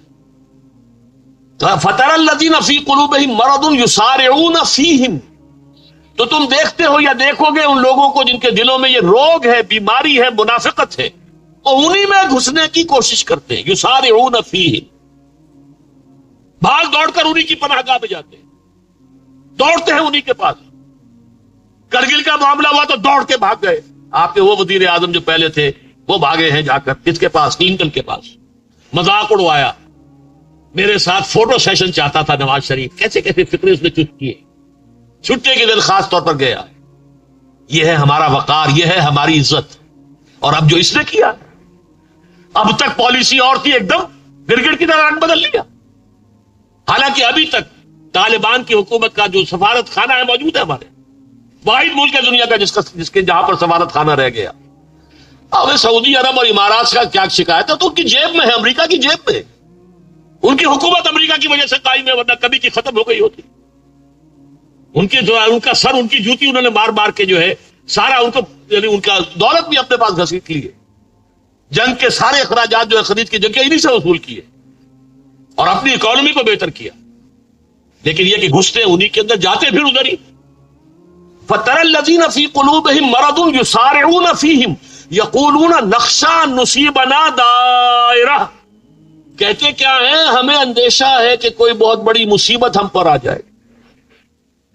بتائیے 100% یہ اس وقت کی پوزیشن نہیں ہے. یہ وہ الفاظ تھے جو میں کہہ کے آیا تھا مشرف صاحب سے، رو در رو، کیونکہ انہوں نے جب بلانے شروع کیے تھے کچھ گروپس کی شکل میں تو میں حیران ہوا مجھے کیسے یاد فرما لیا. اور وہ بھی علماء اور مشائخ کی محفل میں. میں نہ علماء میں سے، نہ مشائخ میں سے، نہ 3 میں، نہ 13 میں. اس سے پہلے آگرہ جاتے ہوئے انہوں نے علماء اور مشائخ کو یاد فرمایا تھا تو مجھے یاد نہیں کیا تھا. اس مرتبہ اللہ نے بات کہلوانی تھی، ڈنکے کی چوٹ کہہ کر آیا. اگر آپ نے ساتھ دیا ٹھیک ہے، جو آپ میزانیہ نفع و نقصان رکھ رہے ہیں ہمارے سامنے، ساتھ دینے میں یہ فائدے ہیں، اور ساتھ دے دیں گے یہ اندیشے، یہ نقصانات ہیں. میں نے کہا کہ پرویز صاحب، اگر تو معاملہ صرف مادیات کا ہو اور صرف فوری نتائج پیش نظر ہو تو آپ کا یہ فورن اگینسٹ کا جو ٹیبل ہے، یہ میزانیہ نفع و نقصان 100% درست ہے. لیکن اگر مادیات سے اوپر اخلاقیات کا بھی کوئی دائرہ ہے، عدل و انصاف کے بھی کوئی تقاضے ہیں، غیرت و حریت کے بھی کوئی تقاضے ہیں، غیرت اور حمیت کے، اور اس سے بھی اوپر اللہ کے دین کے بھی کوئی تقاضے ہیں، تو آپ کی یہ بات 100% غلط ہے۔ اور میں آپ سے صاف کہتا ہوں، اگر آپ نے ساتھ دیا تو آپ عدل اور انصاف کے مسلمہ اصولوں سے غداری کریں گے، یہ لفظ پر استعمال کیا، بہت زور دے کر کہیں، اور آپ غیرت اور حمیت کا جنازہ نکال دیں۔ اور یہ بھی میں آپ کو بتا دوں کہ یہ فوری طور پر تو شاید امریکہ کی چھتری کے نیچے آ کر کچھ آپ کو سہولتیں حاصل ہو جائیں، لیکن اگلا ٹارگٹ آپ ہیں، لازمن ہے۔ یہ جو کچھ ہو رہا ہے یہ کوئی معمولی بات نہیں ہے، یہ کل مجھے تقریر کرنی ہے مفصل۔ اصل میں کون کروا رہا ہے، یہ کردار کون ہے، کون سیاہی گھول رہا ہے وقت کے بہتے دریا میں، یہ کل بیان کرنا ہے۔ لیکن یہ ہے کہ ان کا ٹارگٹ آپ کا ایٹمک پروگرام اور آپ کا جہاد، یہ جو کشمیر میں آپ جہاد لیے پھرتے ہیں، یہ آپ کا سیکنڈ ٹارگٹ ہے۔ اور اگر ڈی اسٹیبلائز ہو گیا پاکستان تو شاید پاکستان کا خاتمہ ہی ہو جائے، یہ صورت ہے۔ اور تیسری بات میں نے یہ بھی کہی تھی آخری، کہ مجھے اندیشہ ہے پاکستان میں خانہ جنگی شروع ہو جائے گی، اس لیے کہ عوام میں غیرت ہے، دینی جماعتوں کے اندر غیرت اور حمیت ہے۔ چاہیے کہ افسوس ہے وہ جماعتیں ایک پلیٹ فارم پر آ گئی تھی، دفاع افغانستان کونسل بنی تھی 10 جنوری کو اس سال کے، جب سینکشنز لگے تھے، اس میں سب جماعتیں تھیں، JUI دونوں تھیں اور جماعت اسلامی بھی تھی، ہم بھی، ہماری جماعت چھوٹی، ہم بھی شامل تھے، اور بھی جماعتیں تھیں، اہل حدیث بھی تھے۔ لیکن یہ کہ اس کے بعد اب ایسا ہوا کہ چند جلسے تو اس دفاع کونسل کے تحت ہوئے ہیں، لاہور میں ہوا ہے، اس میں بھی میں شریک ہوا، پشاور میں ہوا، وہاں پہ حالانکہ میرے اوپر پابندی لگا گئی تھی داخلے کی، لیکن چونکہ مجھے علم نہیں تھا، میں تو چلا گیا تھا ایک رات پہلے، اور اخبار میں نے پڑھا پابندی ہے، تو میں نے کہا پابندی داخلے کی تھی وہ تو ہو گئی، وہ تو میرے اطلاع میں آئی نہیں، تو تقریر پر تو پابندی لکھی ہوئی نہیں ہے، تو میں خفیہ راستوں سے مسجد میں پہنچ گیا، تقریر کی میں نے، باہر ناکہ بندی کر رکھی تھی، حیران ہو کر آئے کہ یہ کہاں سے پہنچ گیا، بہرحال وہاں بھی تقریر کی ہے۔ لیکن اس کے بعد ایک جلسہ ہونا تھا کراچی کل، اسی متحدہ یہ جو ہے افغان کونسل، افسوس ہے کہ وہ نہیں ہوا، اس کے بجائے مولانا فضل الرحمان صاحب نے کوئٹے میں کیا، بہت بڑا کیا، اس میں کوئی شک نہیں۔ جماعت اسلامی نے آج ملتان میں کیا، بہت بڑا کیا، اچھا ہے، اور فضل الرحمان صاحب نے آج کیا ہے، پھر وہاں پنڈی میں کل کیا تھا غالباً، اور آج پشاور میں کیا ہے۔ جماعت اسلامی جلسہ کر رہی ہے، شاید 12 تاریخ کو جو جمعہ آ رہا، چلیں علیحدہ ہی صحیح، لیکن دینی جماعتیں اس کام میں از خود جمع ہو رہی ہیں۔ اللہ کرے کہ یہ جماعتیں جمع ہو کر پہلے اس ملک میں اسلام نافذ کروائیں۔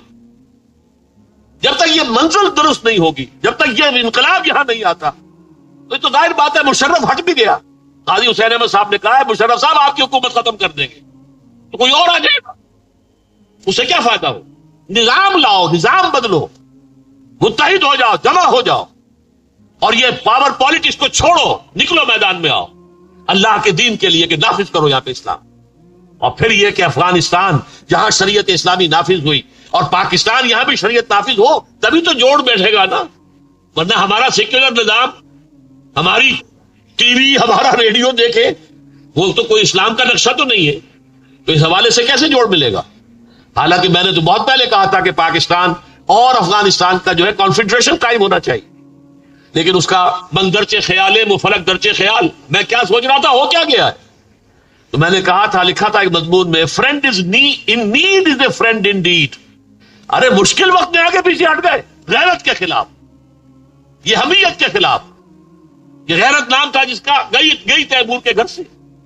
دیکھیے وہی الفاظ ہیں، یسارعون فیہم، گھسے جا رہے ہیں انہی کے اندر، یقولون نخشی ان تصیبنا دائرہ، ہمیں ڈر ہے بہت بڑی مصیبت آ جائے گی، ہمارا ایٹمک جو صلاحیت ہے وہ ختم کر دی جائے گی، ہمارا جہاد کشمیر ختم کر دیا جائے گا، ڈسٹیبلائز ہو جائیں گے، ہمیں مفلوق الحال بنا دیا جائے گا، ہمارا بائیکاٹ ہو جائے گا، ہمارے اوپر اور سینکشن لگ جائیں گے۔ میں نے کہا تھا یہ ٹھیک ہے، آپ جو کہہ رہے ہیں غلط نہیں کہہ رہے، آپ جو کہہ رہے ہیں ٹھیک کہہ رہے ہیں، اور ان کا ساتھ دینے میں ٹھیک ہے، حلوہ ہے، آ رہے ہیں اتنے کروڑ ڈالر ادھر سے آ رہے ہیں، اتنے کروڑ ادھر سے آ رہے ہیں، اتنے کروڑ شیڈیول ہو گئے، اتنا یہ ہو گیا، فلاں سینکشن اٹھ گئی، فور اور اٹھ رہی ہیں، یہ سب کچھ ہوگا، کفر کا ساتھ دیں گے تو یہ ہوگا، دودھ ملائی آپ لے لیجئے، لیکن کب تک؟ بکرے کی ماں کب تک خیر منائے گی؟ یہ جو عالمی اتحاد قائم ہو رہا ہے یہ صرف افغانستان کے لیے نہیں ہے، یہ اسلام کے خلاف ہے۔ وہ جو کہہ رہے ہیں 10 سالہ جنگ چلے گی، افغانستان میں جا رہا کیا ہے؟ چڑیا، باز کی اور چڑیا کی جنگ ہو رہی ہے۔ یہ تو اللہ تعالیٰ چاہے دو اور کر دے، وہ چڑیوں کے ذریعے سے ہاتھیوں والوں کو جو ہے شکست دے دی تھی اس نے۔ الم تر کیف فعل ربک باصحاب الفیل، کوئی عجب نہیں اللہ تعالیٰ دوبارہ دوہرا دے، وہی صورت دوبارہ پیدا کر دے اللہ۔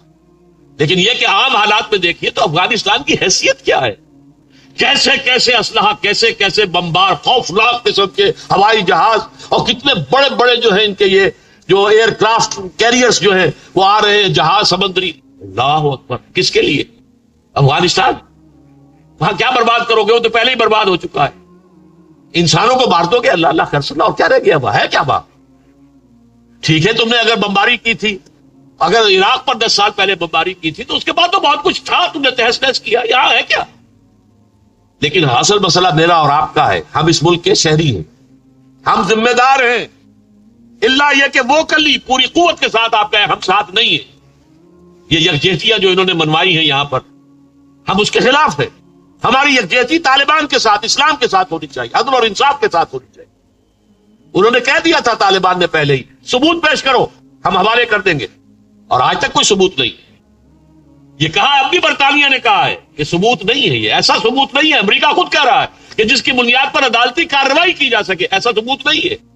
تو ایسے ثبوت کے بغیر کیسے کسی کو مجرم ٹھہرا دیا جائے؟ اور جو یہ گروپ گیا تھا جس میں بھی تھا، علماء اور مشائخ، ان میں سے ہر شخص نے یہ کہا تھا کہ جناب جرنیل صاحب جب تک الزام ہو، جرم ثابت نہ ہو، وہ ملزم ہوتا ہے، مجرم نہیں ہوتا، مجرم کو سزا نہیں دی جا سکتی۔ لیکن یہ کہ ٹی وی کے اوپر بتایا گیا کہ سب لوگوں نے جو ہے ان کے ساتھ جو ہے ان کی رائے میں رائے دی ہے، انا للہ و انا الیہ راجعون۔ میں نے تو جس شور کے ساتھ یہ کہا تھا یہ غداری ہوگی، نظریہ پاکستان سے غداری، اسلام سے غداری، اور صداقت اور حق اور عدل اور انصاف کے تقاضوں سے غداری، اور اس کا اندیشہ ہے کہ پاکستان میں خانہ جنگی ہو جائے۔ یہ الفاظ میں کیا ہے؟ تو فرمایا فَتَرَى الَّذِينَ فِي قُلُوبِهِم مَرَضٌ يُسَارِعُونَ فِيهِمْ، تم دیکھو گے جن کے دلوں کے اندر روگ ہے، نفاق ہے، وہ انہی کے اندر گھسے جاتے ہیں، پناہ گاہ انہی کو بنایا ہوا ہے۔ يَقُولُونَ نَخْشَىٰ أَن تُصِيبَنَا دَائِرَةٌ، کہتے ہیں اندیشہ ہے کہ کوئی بہت بڑی مصیبت گردش زمانے کی ہم پر نہ آ جائے۔ فَعَسَى اللَّهُ أَن يَأْتِيَ بِالْفَتْحِ أَوْ أَمْرٍ مِّنْ عِندِهِ۔ بڑی پیاری آیت ہے اس وقت کے موقع کے حساب سے، میرے دل میں امید کے چراغ روشن ہوئے۔ ہو سکتا ہے اللہ تعالیٰ فتح عطا فرما دے اہل ایمان کو، یا اپنے پاس سے کوئی اور ایسی بات پیدا کر دے جو میں نے ابھی کہا، اصحاب فیل کا واقعہ ہو سکتا ہے۔ چمن کے مالی اگر بنا لے موافق اپنا مزاج، اب بھی چمن میں آ سکتی ہے پلٹ کر چمن سے روٹھی بہار، اب بھی، اور آج بھی ہو جو براہیم کا ایما پیدا، آج کر سکتی ہے انداز گلستاں پیدا کر سکتی ہے۔ اللہ کی قوت ختم نہیں ہوئی ہے، واللہ واسع علیم، اس کی وسعتیں، اس کی قوتیں، اس کی قدرتیں، اس کے اختیارات عطا ہے۔ ہو سکتا ہے کہ اللہ تعالیٰ فتح لے آئے۔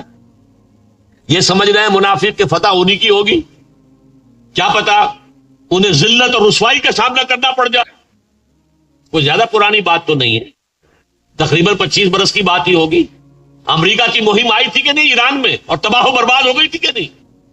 اپنے ہاسٹیجز کو چھڑانے کے لیے کتنا بڑا ان کا وہ جو پروجیکٹ تھا، اور کس طرح برباد ہوا صحرا کے اندر۔ حالانکہ ان کا راکٹ وہ چاند پر جا کر صحیح سیکنڈ کے اعتبار سے اترتا ہے، اور زمین کے اوپر یہ حال ہو گئے، اس لیے کہ ہر قوت سے بالا تر قوت اللہ کی موجود ہے۔ تو عسى الله ان ياتي بالفتح، ہو سکتا ہے، قریب ہے کہ اللہ تعالیٰ اہل ایمان کو فتح عطا کر دے، او امر من عنده ہی، اور پھر یا اپنی طرف سے کوئی خاص بات ایسی ظاہر کر دے، فَيُصْبِحُوا عَلَى مَا أَصَرُّوا فِي أَنفُسِهِمْ نَادِمِينَ، کہ پھر جو یہ نفاق اپنے دیوں کے اندر چھپائے ہوئے ہیں اس پر نادم ہونا پڑے۔ ہم تو سمجھ رہے تھے کہ یہ چراغ بجھا کے بجھا، یہ تو پھیل گیا نور۔ غزوہ احزاب کے موقع پر کیا تھا؟ محسوس ہوتا تھا کہ صحرا میں ایک چراغ جل رہا ہے، مدینہ منورہ چھوٹا سا شہر، چند ہزار کے نفوس، 12,000 کا لشکر آ گیا ہے۔ جاؤکم من فوقکم ومن اسفل منکم وَإِذْ زَاغَتِ الْأَبْصَارُ، وہ بلغت القلوب الحناجر وتظنون باللہ ظنونا، 12,000 کا لشکر. محسوس ہوتا تھا کہ اب یہ بجھا یہ چراغ بجھ جائے گا، لیکن ہوا کہ آندھی آئی اور ان سب کو اڑا کے لے گئی اللہ کی طرف سے. امر من عنده، جنگ کی نوبت ہی نہیں آئی. ایک دو مبارزتیں ہوئی ہیں کہ جو خندق کو جو ہے اپنے گھوڑے کو ایڑ لگا کر بعض لوگوں نے ادھر آگے مقابلہ کیا. عمرو ابن عبد ود آیا تھا تقریباً 90 سال کی عمر کا، لیکن اتنا بڑا پہلوان تھا اسے کوئی عرب میں پچاڑ نہیں سکتا تھا. وہ آیا ہے اور اس نے آ کے جب مبارزت دی ہے، اپنے گھوڑے کو ایڑ لگائی ہے، اس نے خندق کود کر آ گیا مسلمانوں کی طرف. آؤ مسلمانوں کو ہے تم میں سے جو سے مقابلہ کرے. حضرت علی نکلے، دیکھا پستہ قد تھے حضرت علی، لمبے طویل نہیں تھے. ہنسا، تم مجھ سے مقابلہ کرنے آئے ہو؟ کہ ہاں. دیکھو میں جو بھی شخص مجھ سے مقابلہ کرنے آتا ہے میں اسے پہلے 3 آپشنز دیتا ہوں کہ مجھ سے وہ اپنی کوئی خواہش جو ہے کہے کہ میں پوری کر دوں. یعنی اسے قتل تو کر ہی دینا ہے میں نے، لیکن میں اس کی 3 خواہشیں جو ہے پوری کر دینا چاہتا. کہو. فرمایا میری پہلی خواہش ہے تو مسلمان ہو جا. کہ نہیں. دوسری خواہش ہے اچھا تو میدان جنگ چھوڑ کے واپس چلا جا. نہیں. تیسری خواہش آ پھر مقابلہ کر. اب ہنسا، وہ ٹھٹا لگا. او دنیا میں کوئی ایسا شخص بھی ہے جو عمرو ابن عبد ود کے ساتھ مقابلہ کرنا چاہتا ہے؟ لیکن حضرت علی نے واسطے جہنم کیا اسے. تو یہ معاملہ جو اللہ تعالیٰ کی طرف سے کوئی چیز آ سکتی ہے، اب بھی آ سکتی ہے، آج بھی ہو جو براہیم کا ایما پیدا آ کر سکتی ہے انداز گلستہ پیدا. تو پھر کیا ہوگا؟ یہ اپنے دل میں شرمندہ ہوں گے. اسروا فی انفسہم نادمین، کہ یہ ہم تو نفاق کی وجہ سے سمجھ رہے تھے کہ یہ چراغ اب بجھ جائے گا، یہ محمد اور اس کے ساتھی ختم ہو جائیں گے صلی اللہ علیہ وسلم. اسی لیے کافروں کے ساتھ دوستیاں نبھا کر رکھو، محفوظ کر کے رکھو، بچا کے رکھو، آڑے وقت میں کام آئیں گی. کہ دیکھو بھائی ہم تمہارا ساتھ دیتے رہے تھے، لہذا ہمارا کچھ خیال کر لو، اب ہم تمہارے ساتھی تھے اسی لیے کرتے تھے. وَيَقُولُ الَّذِينَ آمَنُوا، اور اس وقت اہل ایمان کہیں گے هَؤُلَاءِ الَّذِينَ أَقْسَمُوا بِاللَّهِ جَهْدَ أَيْمَانِهِمْ، کیا یہ ہے وہ لوگ جو اپنی پوری ہمت اور ارادے کے ساتھ اللہ کی قسمیں کھایا کرتے تھے کہ انہم لمعکم، کہ وہ ہمارے ساتھ ہیں. یہ بدماش ایسے تھے، یہ اندر سے جو ہے کفار کے ساتھ ملے ہوئے تھے، ان کا یہ دوغلا پن تھا. حبطت اعمالہم فاصبحوا خاسرین، ان کے تمام اعمال حبط ہو جائیں گے، بلکہ ہو گئے. یعنی کون سے اعمال؟ منافقین مدینہ نمازیں تو حضور کے پیچھے پڑھتے تھے کہ نہیں، بلکہ جو رئیس المنافقین تھا عبداللہ ابن ابی، وہ اپنی چودراہٹ ظاہر کرنے کے لیے جب حضور جمعے کا خطبہ دینے کے لیے کھڑے ہوتے تھے، پہلے خود کھڑا ہوتا تھا، خزرج کا سردار تھا، اور خزرج جو ہے وہ 3 گنا قبیلہ تھا اوس کے مقابلے میں. حضور نے بیعت عقبہ ثانیہ کے بعد جو 12 نقیب بنائے تھے، ان میں سے 9 خزرج کے تھے، 3 اوس کے تھے، اور اس شخص کو بادشاہ بنانے کا فیصلہ ہو چکا تھا. تاج تیار ہو چکا تھا کہ حضور تشریف لے آئے بے تاج بادشاہ. اس کا خواب دھرا رہ گیا، لہذا یہ اول روز سے منافق تھا. فوراً ایمان بھی نہیں لایا، یہ غزوہ بدر کے بعد ایمان لایا. لہذا یہ وہ شخص ہے کہ جو پہلے کھڑا ہوتا تھا، لوگوں دیکھو یہ اللہ کے رسول ہیں، ان کی بات توجہ سے سنو. اذا جاءك المنافقون قالوا نشهد انك لرسول الله والله يعلم انك لرسوله والله يشهد ان المنافقين لكاذبون. اے نبی، جب یہ منافق آپ کے پاس آتے ہیں اور کہتے ہیں ہم گواہی دیتے ہیں کہ آپ اللہ کے رسول ہیں، اور اللہ سے بڑھ کر اور کون جانتا ہے کہ آپ اس کے رسول ہیں، لیکن اللہ گواہی دے رہا ہے کہ جھوٹ بول رہے ہیں. ان کے دل میں یہ بات نہیں، ان کے دل میں یہ نہیں، یہ جھوٹ بول رہے ہیں. تو وہ لوگ تھے کہ یہ لوگ ہم انہیں کیا سمجھتے تھے؟ ظاہر بات ہے کہ مسلمان وہ تو حسن ظن سے کام لیتا. اچھا بھائی یہ لوگ کہہ رہے ہیں کہ عذر ہے، عذر ہوگا، چھوڑو ان کا معاملہ اللہ کے حوالے. وہ تو حسن ظن سے کام لیتے تھے، تو اس وقت حیران ہوں گے اور کہیں گے جب وہ پردہ چاک ہوگا ان کے نفاق کا، وَيَقُولُ الَّذِينَ آمَنُوا أَهَٰؤُلَاءِ الَّذِينَ أَقْسَمُوا بِاللَّهِ جَهْدَ أَيْمَانِهِمْ إِنَّهُمْ لَمَعَكُمْ. یہ وہ لوگ ہیں، یہ ان کے کردار، یہ ان کے کرتوت. حبطت اعمالہم، ان کے سارے اعمال اکارت ہو گئے. نمازیں گئیں، روزے گئے، کوئی مجبوراً کو صدقے دیے تھے وہ بھی گئے. کہتے تھے مال لے لو، جان بچاؤ، یا ہم آپ کے ساتھ مالی تعاون کر دیتے ہیں، ہمیں جنگ میں جانے سے جو ہے ایگزمپشن دے دو. یہ سارا مجبوری کا، لیکن یہ کہ وہ سارے ان کے اعمال اکارت ہو گئے، فاصبحوا خاسرین، اور وہ ہو گئے خسارہ پانے والوں میں۔ ان 3 آیتوں کے پس منظر میں وہ آیتیں تھیں، یا ایھا الذین آمنوا من یرتد منکم عن دینہ، اے اہل ایمان۔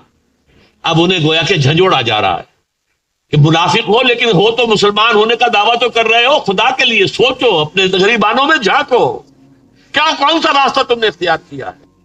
من یرتد منکم عن دینہ، جو کوئی تم میں سے دین سے، اپنے دین سے پسپائی اختیار کرے گا، فسوف یأتی اللہ بقوم، تو ان قریب اللہ ایسے لوگوں کو لے آئے گا، یحبہم، جن سے وہ محبت کرے گا، یحبونہ، وہ اس سے محبت کریں گے، اذلۃ علی المؤمنین، اہل ایمان کے حق میں نہایت نرم، رؤوف الرحیم، عزت علی الکافرین، اہل کفر پر بھاری سخت، فولاد ہے مومن، یجاہدون فی سبیل اللہ، اللہ کی راہ میں جہاد کریں گے، ولا یخافون لومۃ لائم، اور کسی ملامت کرنے والے کی ملامت کی پرواہ نہیں کریں گے، ذالک فضل اللہ یؤتیہ من یشاء، یہ اللہ کا فضل ہے، وہ دیتا ہے جسے چاہتا، اللہم اجعلنا منہم، اللہم اجعلنا منہم، واللہ واسع علیم، انما ولیکم اللہ ورسولہ والذین آمنوا الذین یقیمون الصلاۃ ویؤتون الزکاۃ وہم راکعون ومن یتول اللہ ورسولہ والذین آمنوا فإن حزب اللہ هم الغالبون،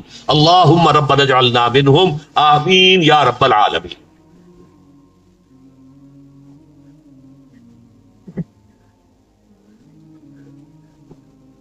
ہو حلقہ یاراں تو بریشم کی طرح نرم، رزم حق و باطل ہو تو فولاد ہے مومن۔ محترم ڈاکٹر اسرار احمد صاحب، اللہ کے محبوب بندے سورہ مائدہ کی آیات 54 تا 56 کی روشنی میں ہمیں ان کی خصوصیات سے آگاہ کر رہے تھے، اور اس سے پہلی 3 آیات کے حوالے سے انہوں نے حالات حاضرہ پر بھی کسی درجے میں روشنی ڈالی۔ اگرچہ اس سلسلے کا ان کا مفصل پروگرام کل انشاءاللہ منعقد ہوگا قرآن اکیڈمی میں صبح 10 بجے۔ قرآن اکیڈمی خیابان راحت ڈیفنس فیز 6 میں انشاءاللہ ڈاکٹر صاحب کا پروگرام کل صبح 10 بجے منعقد ہوگا، جس میں ان کے خطاب کا موضوع ہے انسانیت کے اصل دشمن کون۔ انشاءاللہ یہ تفصیلی بیان ہوگا، اور اس کے بعد سوال جواب، جو بھی سامعین وہاں شریک ہوں گے ان کے سوالات کے جوابات بھی دیے جائیں گے۔ تو اس کے لیے خواتین کے لیے بھی باپردہ شرکت کا انتظام ہے، تمام حضرات اور خواتین سے شرکت کی گزارش ہے۔ ڈاکٹر صاحب کے دروس، خطابات اور کے آڈیو ویڈیو کیسٹس اور کتابوں پر مشتمل ہمارا مکتبہ باہر موجود ہے، واپس جاتے ہوئے ان سے ضرور استفادہ کیجیے گا۔ اور آج کے پروگرام کا کیسٹ بھی کل انشاءاللہ آپ کو قرآن اکیڈمی میں مل سکے گا۔ اور آغاز میں جیسے آپ کو بتایا گیا تھا کہ انشاءاللہ رمضان المبارک کے دوران یہاں پر دورہ ترجمہ قرآن کی محفل منعقد ہوا کرے گی، جہاں ہر 4 رکعت میں جتنا قرآن مجید پڑھا جائے گا اس کا پہلے آپ کو مختصر ترجمہ اور تشریح بیان کی جائے گی، اس کے بعد تراویح میں بیٹھیے، دعا مانگ کر جائیے، آپ تشریف رکھیے، دعا بھی ہوگی اس کے بعد۔ جی بس اسی پر میں ڈاکٹر صاحب سے گزارش کروں گا وہ دعا کریں۔ الحمدللہ الذی ہدانا لہذا وما کنا لنہتدی لولا ان ہدانا اللہ۔ اگر آج جو کچھ بیان ہوا ہے اس سے آپ پر کوئی ہدایت کے راستے روشن ہوئے ہوں، کوئی ایسی حقیقتیں کہ جو پہلے اچھی طرح واضح نہیں تھی آج واضح ہو گئی ہوں، اس پر اللہ کا شکر ادا کیجیے، میرے لیے دعا کیجیے اور اللہ تعالیٰ سے دعا کیجیے کہ الحمدللہ الذی ہدانا لہذا، کل تعریف اس اللہ کے لیے ہے جس نے ہمیں یہ ہدایت عطا فرمائی، وما کنا لنہتدی لولا ان ہدانا اللہ، اور ہم ہرگز ہدایت یافتہ نہ ہو سکتے اگر اللہ ہی ہمیں ہدایت نہ دے۔ لیکن اس کے ساتھ ہی دوسری دعا، ربنا لا تزغ قلوبنا بعد اذ ہدیتنا، پروردگار جب تو نے ہمیں ہدایت دی ہے اب ہمارے دلوں کو ٹیڑھا نہ ہونے دے، اس ہدایت پر استقامت عطا فرما۔ اے اللہ تیرے نبی نے ہمیں بتایا ہے کہ تمام انسانوں کے دل تیری 2 انگلیوں کے مابین ہیں، تو جدھر چاہتا ہے پھیر دیتا ہے۔ ہمارے دلوں کو ایمان کی طرف، تقوی کی طرف، احسان کی طرف، جہاد فی سبیل اللہ کی طرف پھیر دے۔ اے اللہ ہمارے دلوں میں سے نفاق کے بیج نکال دے، اے اللہ ضعف ایمان کی لعنت سے ہمیں نکال لے۔ اللہم ربنا زدنا ایمانا وہدی وعلما نافعا وعملا صالحا متقبلا، اے اللہ ہمارے ایمان میں اضافہ فرما، اے اللہ ہماری ہدایت میں اضافہ فرما، اے اللہ ہمارے ایسے اعمال میں اضافہ فرما کہ جو صالح ہوں اور جو تیرے ہاں شرف قبول حاصل کر لیں۔ اللہم انصر الاسلام والمسلمین، اے اللہ مسلمانوں کی مدد فرما. اللہم انصر مسلمی افغانستان، اے اللہ افغانستان کے مسلمانوں کی مدد فرما.